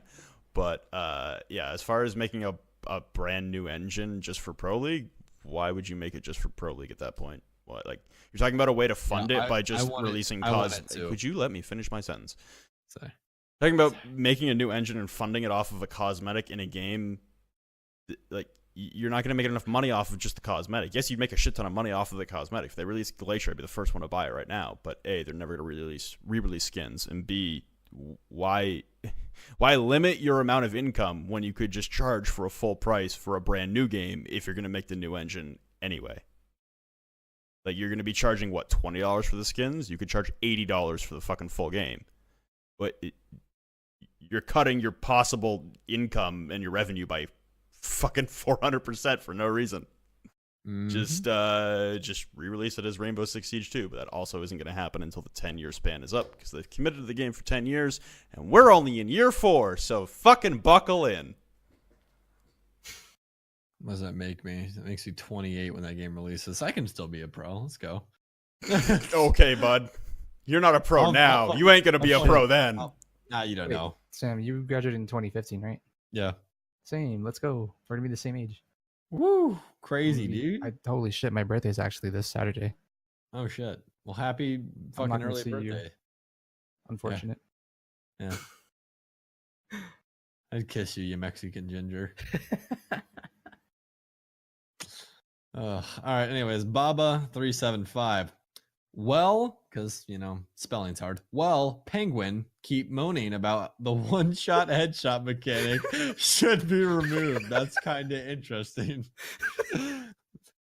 So, in layman's terms, will Pengu keep moaning about how the one-shot headshot mechanic should be removed from the game? I find that very interesting. I fixed it for you, Baba. I don't believe that English is your first language. He's just saying it as like a very nonchalant, fucking sarcastic it's a statement. Well, Pengu keeps moaning about how the one-shot headshot mechanic should be removed, comma, there should be one there. There's not. No, That's saying I don't believe. interesting. I don't believe that this is Baba's first language. That's what I'm saying, Flynn. Anyways, it reads perfectly to me as someone who is keen with sarcasm. Well, Penguin keeps moaning. Yes. Well, okay. Put another comma at the front there. So he's terrible with commas. But Pengu keeps moaning about how the one-shot headshot mechanic should be removed. Put another comma. That's kind of interesting. Fuck it. Fuck you and fuck it. All right. Anyways, one-shot headshot mechanic has been in this game since the very beginning. I know this is going to sound like exactly like every fucking political argument in America where it's like, it's been in there for 200 years. You can't change it. But I will say that there has definitely been some fucking moments in my life inside of Siege where I'm just like, why? Just like, why? But I don't know. I thought about this one because this one was posted pretty early on from when I made the post. It'd be very weird if we went to like a gun set like what CS has, where they have like certain guns that are one-shot headshot, like they have the AWP and the AK and the Deagle, and that's really about it. That's off the top of my head. I don't play Counter-Strike 2 too often, but that those are the only guns to my immediate knowledge that are one-shot headshots, and everything else is two shots. Could you imagine that? That'd be kind of weird if people's gun skill all of a sudden depended on them hitting multiple bullets into the head instead of just the one. I mean, Call of Duty is the same way. Call of Duty snipers are one-shot headshot, and the bursts are certain weapons that have a high damage output are one-shot headshot. But even like the new COD, like the Rampart isn't a one-shot headshot. So I don't know if it's just a mechanic that is just dying. And again, it's been a mechanic that was at the beginning when they were like, okay, we don't think this is really going to do a crazy amount of stuff, but we're still going to give it our best effort, and it needs to be dropped off now, or what. But I don't know. It's a very, very weird discussion.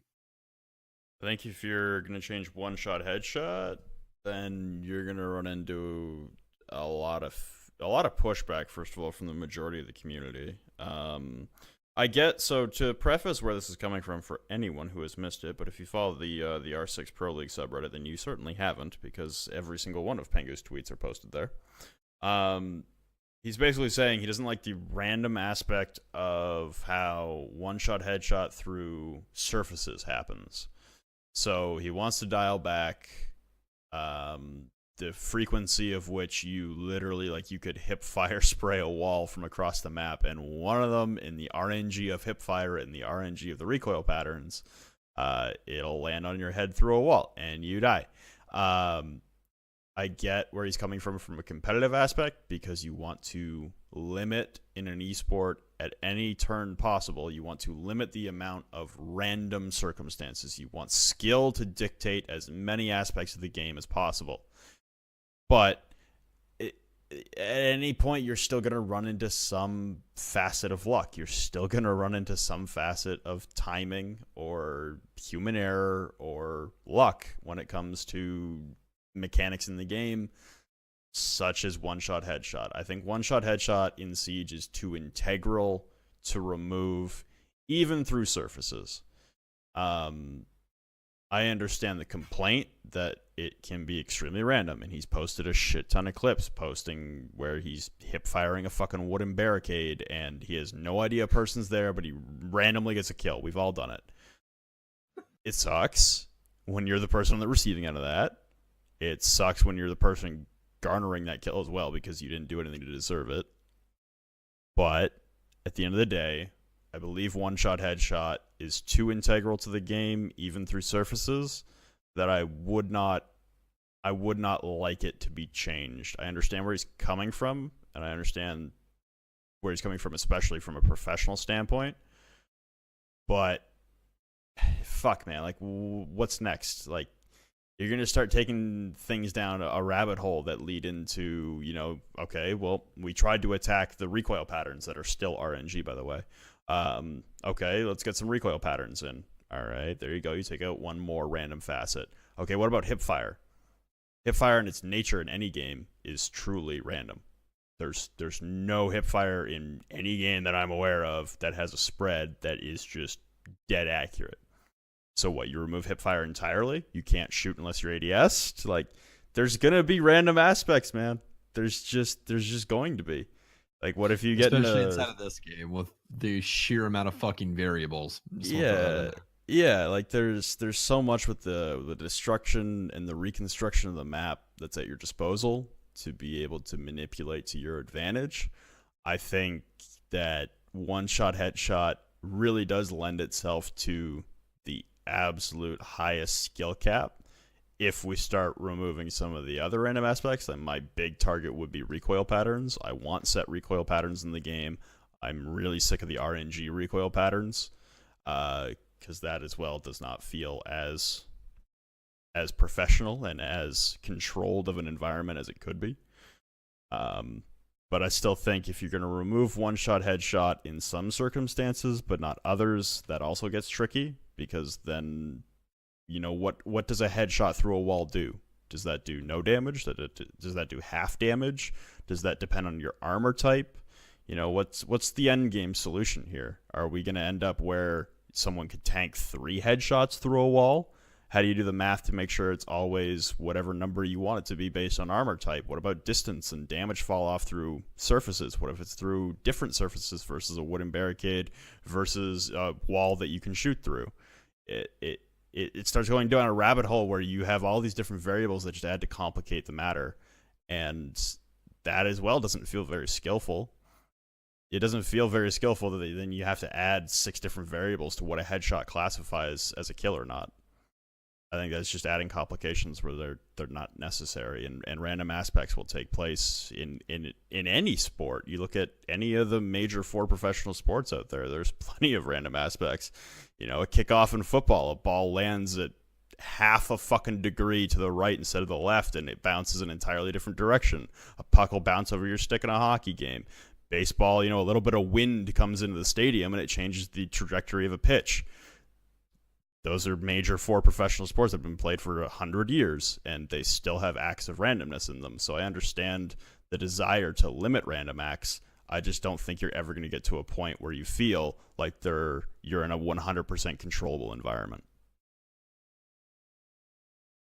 Absolutely. And I think something that just needs to be touched on briefly to the end of that is everyone that's going to talk about, well, you know, if you get shot in the head in real life, it's a video game. It's a video game. This is not realistic. Yokai drones do not fucking exist. Legion mines do not fucking exist. Goo mines do not fucking exist. Blanket operator, by the way. None of this shit. He is a blanket operator. I'll touch on that for a second too. Legion is the biggest blanket operator on defense I've ever fucking seen in my life. Like I've been thinking about that for like the last fucking like 4 months. I was like, bro, Legion is so fucking dumb as an operator. Like whoever designed him was just like, here, let's give him absolutely fucking everything. Like, okay, he's got impacts, he's got goo mines that not only give you information, it makes it where people can't sprint. Oh yeah, and by the way, it damages them. Like, what the fucking fuck? Like, Jesus Christ. Oh, and his SMG's great, and he's not fat. He's fucking speed 2 armor, so you can roam with him. Like, what kind of cancerous shit is that? And he gets 8 traps. Holy shit, on a stick. Oh my god. Anyways, I'm honestly surprised that we haven't seen many Legion bans come out, if anything. Yeah, you and I actually banned him last night at our fucking 10 man. I was like, so nice. Oh, it's so nice not to have him around. Oh my god, fuck him. It's a comfort. It's a sigh of relief. Well, it's great because honestly, if you wanted to know, that's why I started playing IQ so much, because I hate Legion. I hate him. I was playing Thatcher and IQ more than I was playing Ash for like the last 3 months, because I just fucking hate Legion mines. Like, I'll deal with fucking goo mines. I'll deal with fucking Grismount mines. I will deal with everything fucking else. I hate Legion mines. I hate goo mines. They are fucking terrible, invisible pieces of shit. They're stupid, and I hate them. Literally, I don't know. This might have been you, Chris, but somebody told me they're like, Legion would still be an amazing operator, even if all his ability did was notified you when somebody walked over it. Mm-hmm. Yeah. Like, he's still a great operator. Like, but then you go back to that invisible barbed wire. Yeah. But then you go back to that whole fucking thing of, okay, the defense has a stupid amount of information utility, a dumb amount of information utility, and we have no way of getting rid of that right now. So they tried to revolve a meta around a really overpowered, stupid operator known as Lion that we all love, and pretty much broke the game. Year 3 was the worst year in all of Siege's existence so far in terms of DLC operators, in my opinion.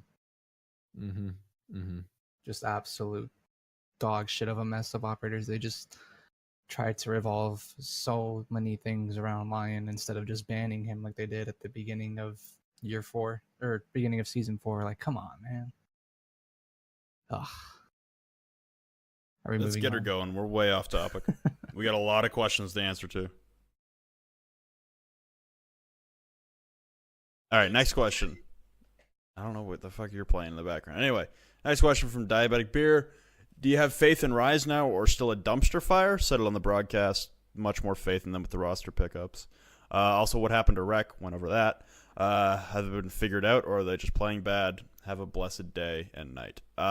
We touched on a lot of that. Like I said on the broadcast, I have a lot more faith in Rise now with the roster changes and with Remorse coming in as a coach. I think they've made a lot of needed changes, and I don't know how they'd fare in a best of 3 relegation match, which is also a stupid format, by the way, for a relegation game, should they end up in that position at the end of the season against the number 2 Challenger League team out of the Challenger League playoffs. Also a stupid format, and keep hammering that home until they change it. I don't know how they'd fare. I think it'd be a damn good game. I think right now, with the way they're trending and their recent success and the momentum they have behind them with Remorse as coach, I think they'd fare pretty well. So I think they'll be back for season 8. Yeah, I definitely think 10. I'm in the same boat. Jesus Christ. I think yeah, it's all good, buddy. It's been a long night. Anyways, Crazy and Acid were a fantastic pickup.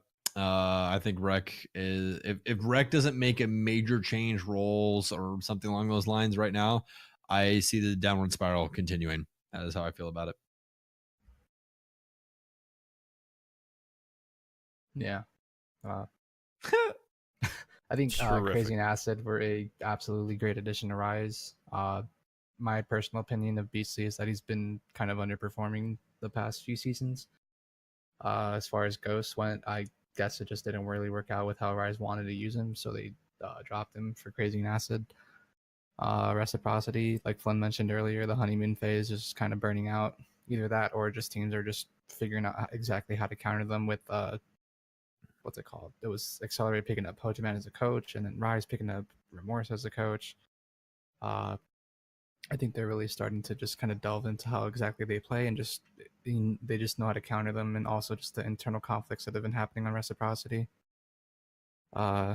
I guess we can go on to the next question. It'll be, what do you both think about the one-shot headshot mechanic? Yeah, we already went over this, but Darth Dog 90, thank you for the question, buddy. But we already went over it earlier, so you're all good. We just want to get your name in there. Refer to the last 10 minutes. Super Mine and 1. With the increase of operators / strategies, how do you feel about more and more players being dropped for not being flexible enough? Canine / Goddess. I think I touched on it on an episode a very, very long time ago, near the beginning of the inception of the show. But that's going to keep happening. That's going to keep happening where one-tricks don't really have a place in Siege anymore, because we are moving back to an era of adaptability and flexibility and fluidity between rosters and operators and strategies, and you can't really just bring one strat anymore.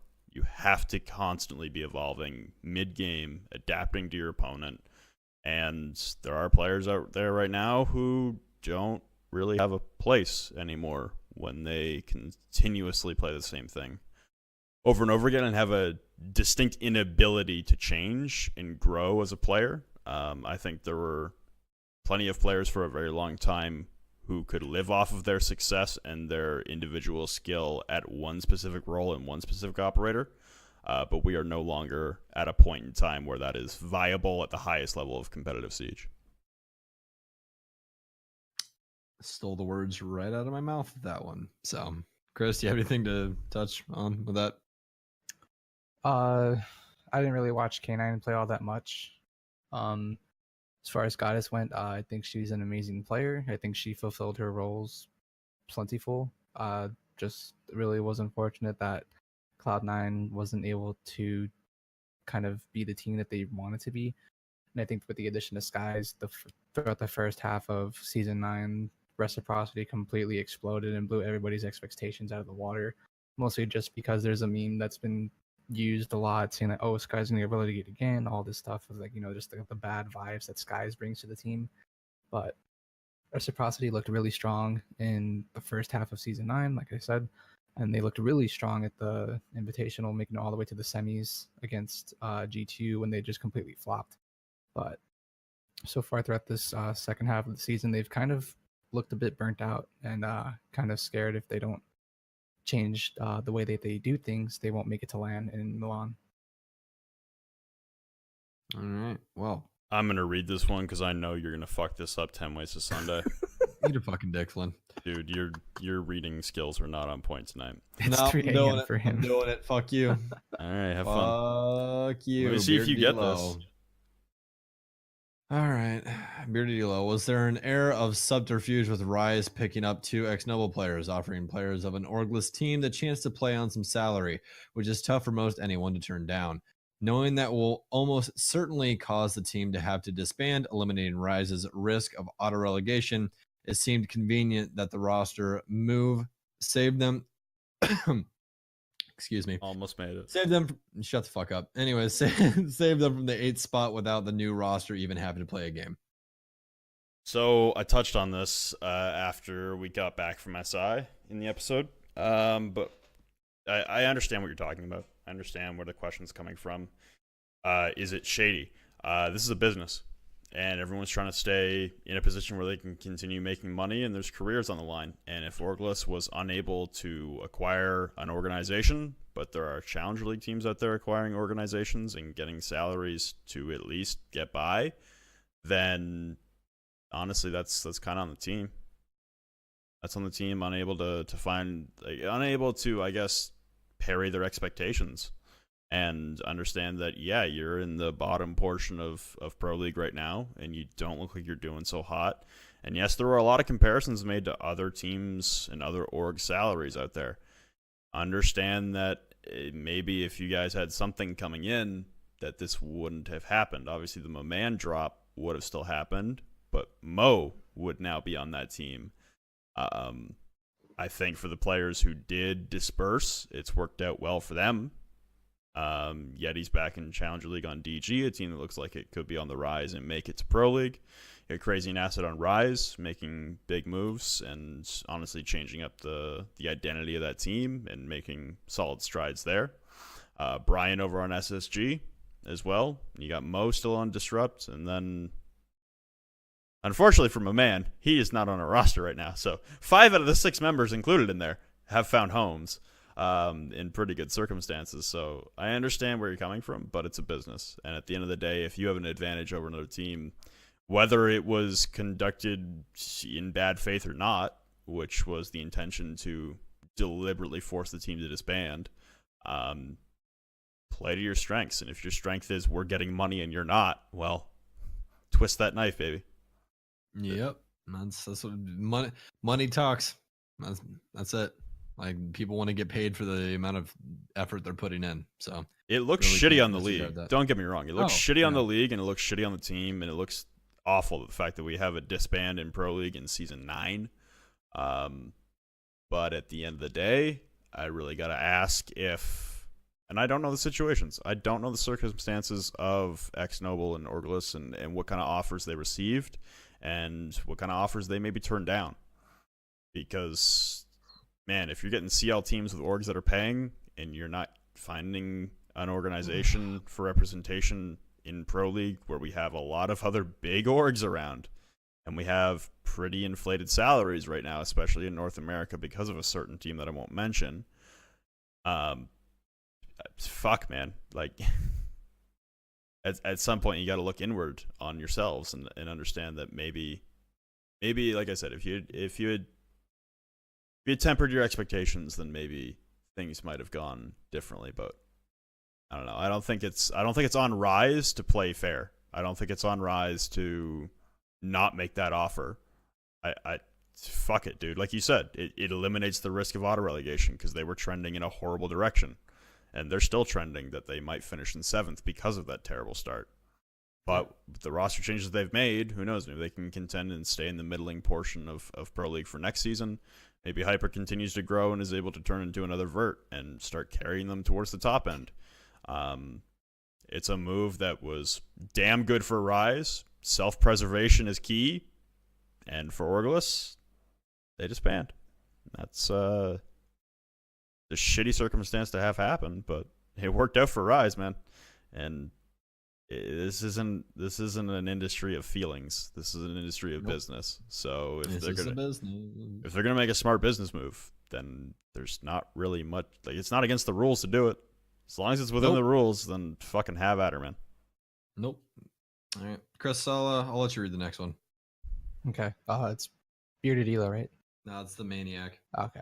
So this one comes from the Maniac, and it says, thoughts on the Suez Twitter rant and ESL/Ubisoft support about or ESL and UB not supporting EU as a whole region and rather have a lot of national cups instead of one big region-wide event. I'll let you guys, or I'll let Sam start off. All right. Okay, so here's my thought on it. Sua, quit your bitching, and I'll explain why I'm going to be that blunt about it. America doesn't have anything. This is the only thing that we have. This is it. We don't have any smaller tournaments. We have Go Fours, and then this. That is what we have. That is it. We have CCS, but now that's gotten to the point where not even the casual people can get into it. It's got to be hardcore. You don't have a fucking job. You're working your dick into the sand trying to get into CCS. That's what it has to be. That's what a lot of players have gotten to be at this point in time. So you guys have a lot of, international events, or excuse me, a lot of national events where it's a premiership, or it's this, or it's that, or it's whatever. Benelux League, ESL Premiership, all these other events, right? Well, we only have one. That's why the prize pool's so high. 2 and 2 equals 4, motherfucker. Like, that's just how it is. I'm sorry. That's it. Like, you guys don't have one thing that expands all of EU. You have multiples that go into that. That's why the money's broken up. And it sucks. And I know it'd be a lot cooler to where you guys had a national event. I understand that. But don't hate on them for finally giving NA something. Like, we respect EU as a region. Respect us as a region. Like, look at it from our point of view. We didn't have a single fucking thing until United States Nationals came along. Which is about 2.5 years in the game's existence. So yeah, like you guys had all of the. I remember fucking playing Xbox and all this shit. And I'm like, literally the only thing that North America has is Pro League. And well, like, wow, what the fuck? Like, what is this? Like, EU has all these smaller tournaments. I wish we had smaller tournaments where like not underagers, but newer competitive players that are good can go to lands and stuff and really try and grow. We don't have that, man. We don't have that. We just got that last year. Don't try and take that from us. That's ridiculous. I guess I'll jump in with a different perspective or a different point of view and maybe a more tempered explanation of the situation. It's fucking 3:24 in the morning. I have to wake up in 3.5 hours. I'm not. Some bitch stole my books. So the direction they're going with a lot of these national programs is they want to cultivate talent within one nation, and I was staunchly against that when it came to the Canadian Nationals, because the talent pool for the Canadian Nationals was, to be extremely blunt, awful, just downright disgraceful. It was purely horrendous, and there was basically no competition, and it was 4x pros and a ranked gunner just walking over everyone for the first 2 seasons, and then the last season it got a little bit better as far as competition is concerned, but everyone already kind of knew what was going to happen in the finals. It's the same team winning it every single goddamn season, and that's just kind of how it went, and I was very turned off from the idea of national programs as a whole. But then I saw what USN was able to do, and USN had a much wider reach and a much longer expanse with their national development program, and what I saw was a lot more teams coming out and forming simply because of the United States Nationals, and it fostered a lot more competitive integrity and a lot more competitive depth within North America. There are teams right now within Challenger League that, for the most part, were made for USN. I mean, Vicious is a good example. That roster, for a few of them anyway, were on Strength. Doodle was at USN as well, same on that Vicious roster. These guys came together and met through USN, obviously knowing each other from playing each other in ranked and scrims and other leagues, but what I see with the national programs as a whole around the world doing is trying to get more players invested into competitive Siege as a whole, playing or viewing at different levels other than just Pro League and Challenger League. And to say that there isn't enough investment in EU for national programs, fuck right off. The money is there. You're just not witnessing it because it's not an EU thing. This isn't the North American Championship. It's the United States Nationals. The Canadian Nationals is also extremely lackluster. You don't see me throwing a fucking temper tantrum on Twitter about it. It's my own goddamn continent, and yet the prize pool for the Canadian Nationals was $15,000 a season. And now the prize pool for USN will be $156,000. An order of magnitude of 10 larger than the Canadian Nationals. And I'm not upset. Because like I said, the talent pool in the Canadian Nationals was downright terrible. But the competition level for USN through all those qualifiers and all those broadcasts was actually quite damn good for a lot of players and a lot of teams that I specifically had never really heard of before that came up through there and were able to display. And then at the end, yes, it was basically an all-pro league final at the end. It's kind of how it goes when you have 6 out of 8 North American teams being all-American. Mm-hmm. That's a circumstance you'll run into. But at the end of the day, the talent warrants the prize pool to keep them interested. Same thing we talked about with CCS. The prize pool warrants the talent coming in and being interested in it. You can't bar them because they're too good. The investment is there, but you're looking at EU as a continent versus the national programs that are there. There's the Russian Major League, there's the Spanish Masters, there's the Italian Championship, there's the French Cup. These are the things I'm just listing off the top of my fucking head that I've heard about in the last year, and I'm sure there's plenty more I haven't heard about. The Canadian Nationals will also be one of those things that you probably haven't heard of before in EU, but it exists, and it's there. There is investment from Ubisoft and ESL in national programs around the world in plenty of countries that you've probably never heard of before. There's the Mexican Nationals. Did you know they existed? No. Same kind of prize pool as the Canadian Nationals and barely any coverage, but at the end of the day, it exists. It's there. It's just spread out into separate countries instead of one region. All right. Hell of a rant there, Flynn. I mean, shit, man. You're good. You're good. All right. Next question from Supermine1. Who's the better player between you guys? Let's keep it comp based because that's what we actually give a fuck about. I would say Flynn and I are in an equal playing field because Flynn and I both play separate roles. Flynn is better than me at his role, and I'm better than Flynn at my role. That's how it is. I play flex or entry. I don't mind playing support, but I hate it, and I find it very boring because I'm ADD as shit, and Flynn plays support. And Flynn is a good support because we play fucking ranked all the time. And Flynn usually is a person telling me where to go kill people. So it's fine. It's all good. Would you argue with that at all, Flynn? I'll just show you my R6 tab and, No, suck my literal dick. I don't know, Suck brother. my literal dick. Suck it. You can suck the whole fucking thing. Same dude. The whole Next 2 question. inches? Yep. Damn.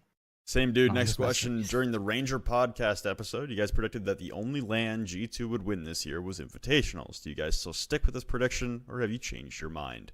Considering that they don't seem at all interested in making it to seasonal finals, I'm going to go with the Major and Invite, and the Major is still questionable. So, I don't know. I'm sticking. You're sticking? I'm sticking. I'd like to see a new Major champion, so I'm going to stick to Ooh. G2 only wins SI19, and to be honest, the money they made off that, they could live the whole year comfortably and not even have to blink a fucking eye. And most of them are also still streaming. So hey, yo, money train, motherfucker. Like, Yeah. all right. Anyways, on to the next one. This is from Trip. You're probably gonna know the definition of this word because you know weird shit like that for some reason, Flynn. Could you please work defenestration into your vocabulary? Why do you think they dropped the auto relegation and didn't tell the public but told the teams? The schedule conflict with CCS and CL Stream. Who do you think should change days? Just to cover that last one really quick, CCS because they're a community league.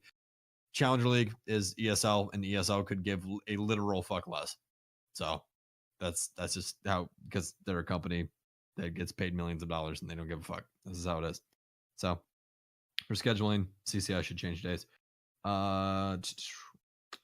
The auto relegation and didn't tell the public, told the teams. What was this for? So I already talked to everyone about this Okay. at ESL. So this was an email that was sent out to Latin American Challenger League teams saying that auto relegation had been removed, and that you'd have to play a best-of-3 relegation match even if you won the CL playoffs. That was then redacted about 5 minutes later. But a bunch of Latin American teams are still making a big storm about it because I guess they didn't check their inbox like 5 minutes later for the new email that said, hey, disregard the old one. So, yeah, that's not a thing. Auto relegation still exists, and as CJR6 fan correctly pointed out, BK confirmed that it was not dropped. Shit happens. Someone sent the wrong email to the wrong people, saying the wrong things. That's how she goes. Shit happens, yeah. So the Your definition careers- of, I hate to cut you off here, Chris, but you're gonna love this. The definition of defenestration is the action of throwing someone out of a window. Yeah, I read that. That's fucking fantastic. And I'm a I defen- can almost guarantee you that Flynn is going to work it in some fucking way in the next BL cast. It's going to pretty sure. happen. I mean, my next pro league guest is tonight for LATAM, so if I see anyone get yeeted out of a fucking window, you're goddamn right. Defenestration. Easy clap. It's defenestrated straight out that goddamn motherfucking window. Milo's just gonna look over at you and be like, what the fuck did you just say? Yeah. Probably. I see it happening. I could see it happening a lot on consulate, to be honest. That's a fucking With Nomad. fact. Yeah. Just imagine trying to Or retake a Gora, site and you dude. get blasted over by an air jab and just fall 2 stories down to your death. What is the act of getting yeeted through a wall? We need that. Defenestration. Yeah. That's the new. Yeah, it works. Instead of Does it getting work? yeeted Does it- through a what- window, just yeet through a wall. So someone gets air jabbed through a wall, they get defenestrated. That's funny. Should we call air jobs from now on the defenestrator? The defenestrator. Ooh, that's good. Oh, That's that's gonna be the good. Nomad Elite. Yo. That's the Flynn- Nomad Elite air Flynn, jab. we just Yo. made a meme. Let's go. Well, I'm sick of Milos co-opting my fucking yeeter meme, so yeah, I gotta come up with a new one. The defenestrator. Yep. You heard it here first on the B Leaguers podcast, ladies and gents. Let's get it. I'm glad I was here for this moment.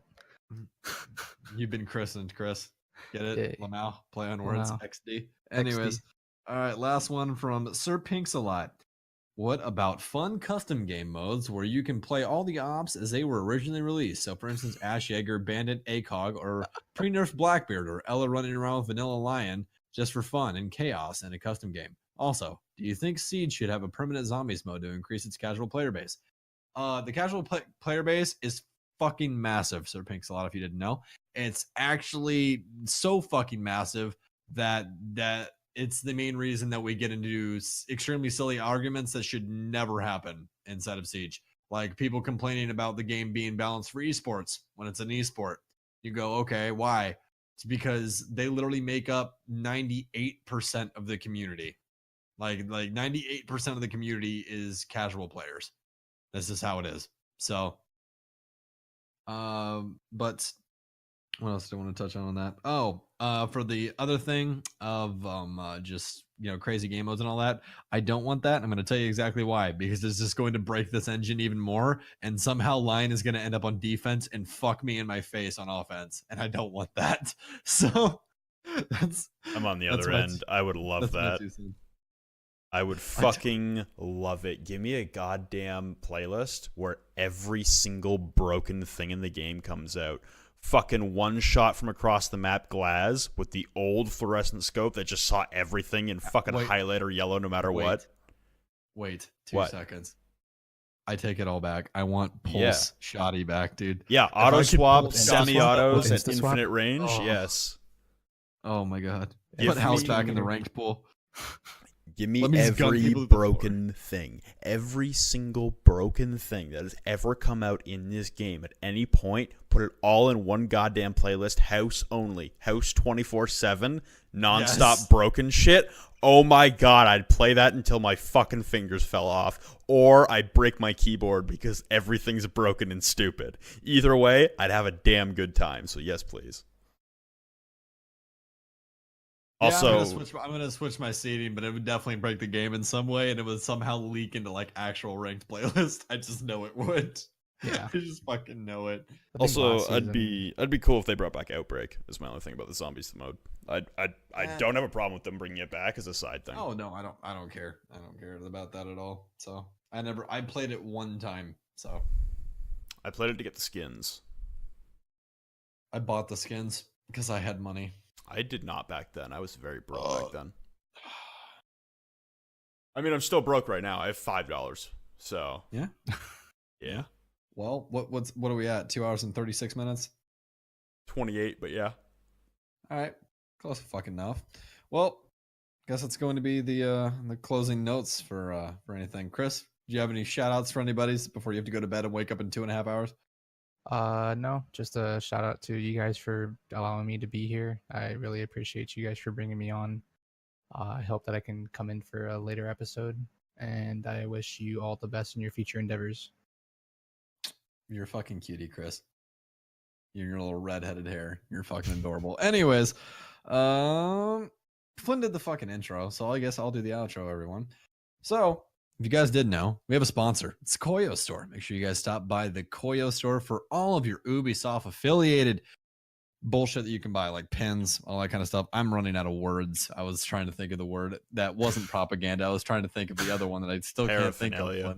Thank you. I was like, Paraffin. propaganda. Come to the Koyo Store for all of your Ubisoft propaganda.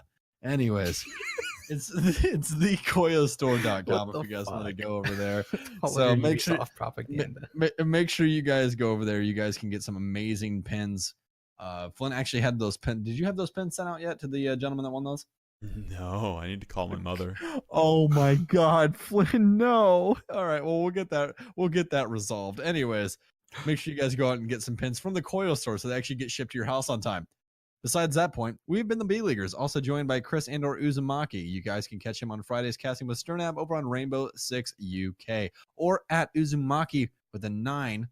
I know it's really weird, but it's a 9 for the A on Twitter. Make sure you guys go drop him a follow. But it is currently 3:38 in the morning Central Time in America, and it's currently like fucking 10:30 or 9:30 in the morning for Flynn. So we're going the fuck to bed. We love you all. We will see you in the next episode. Good night.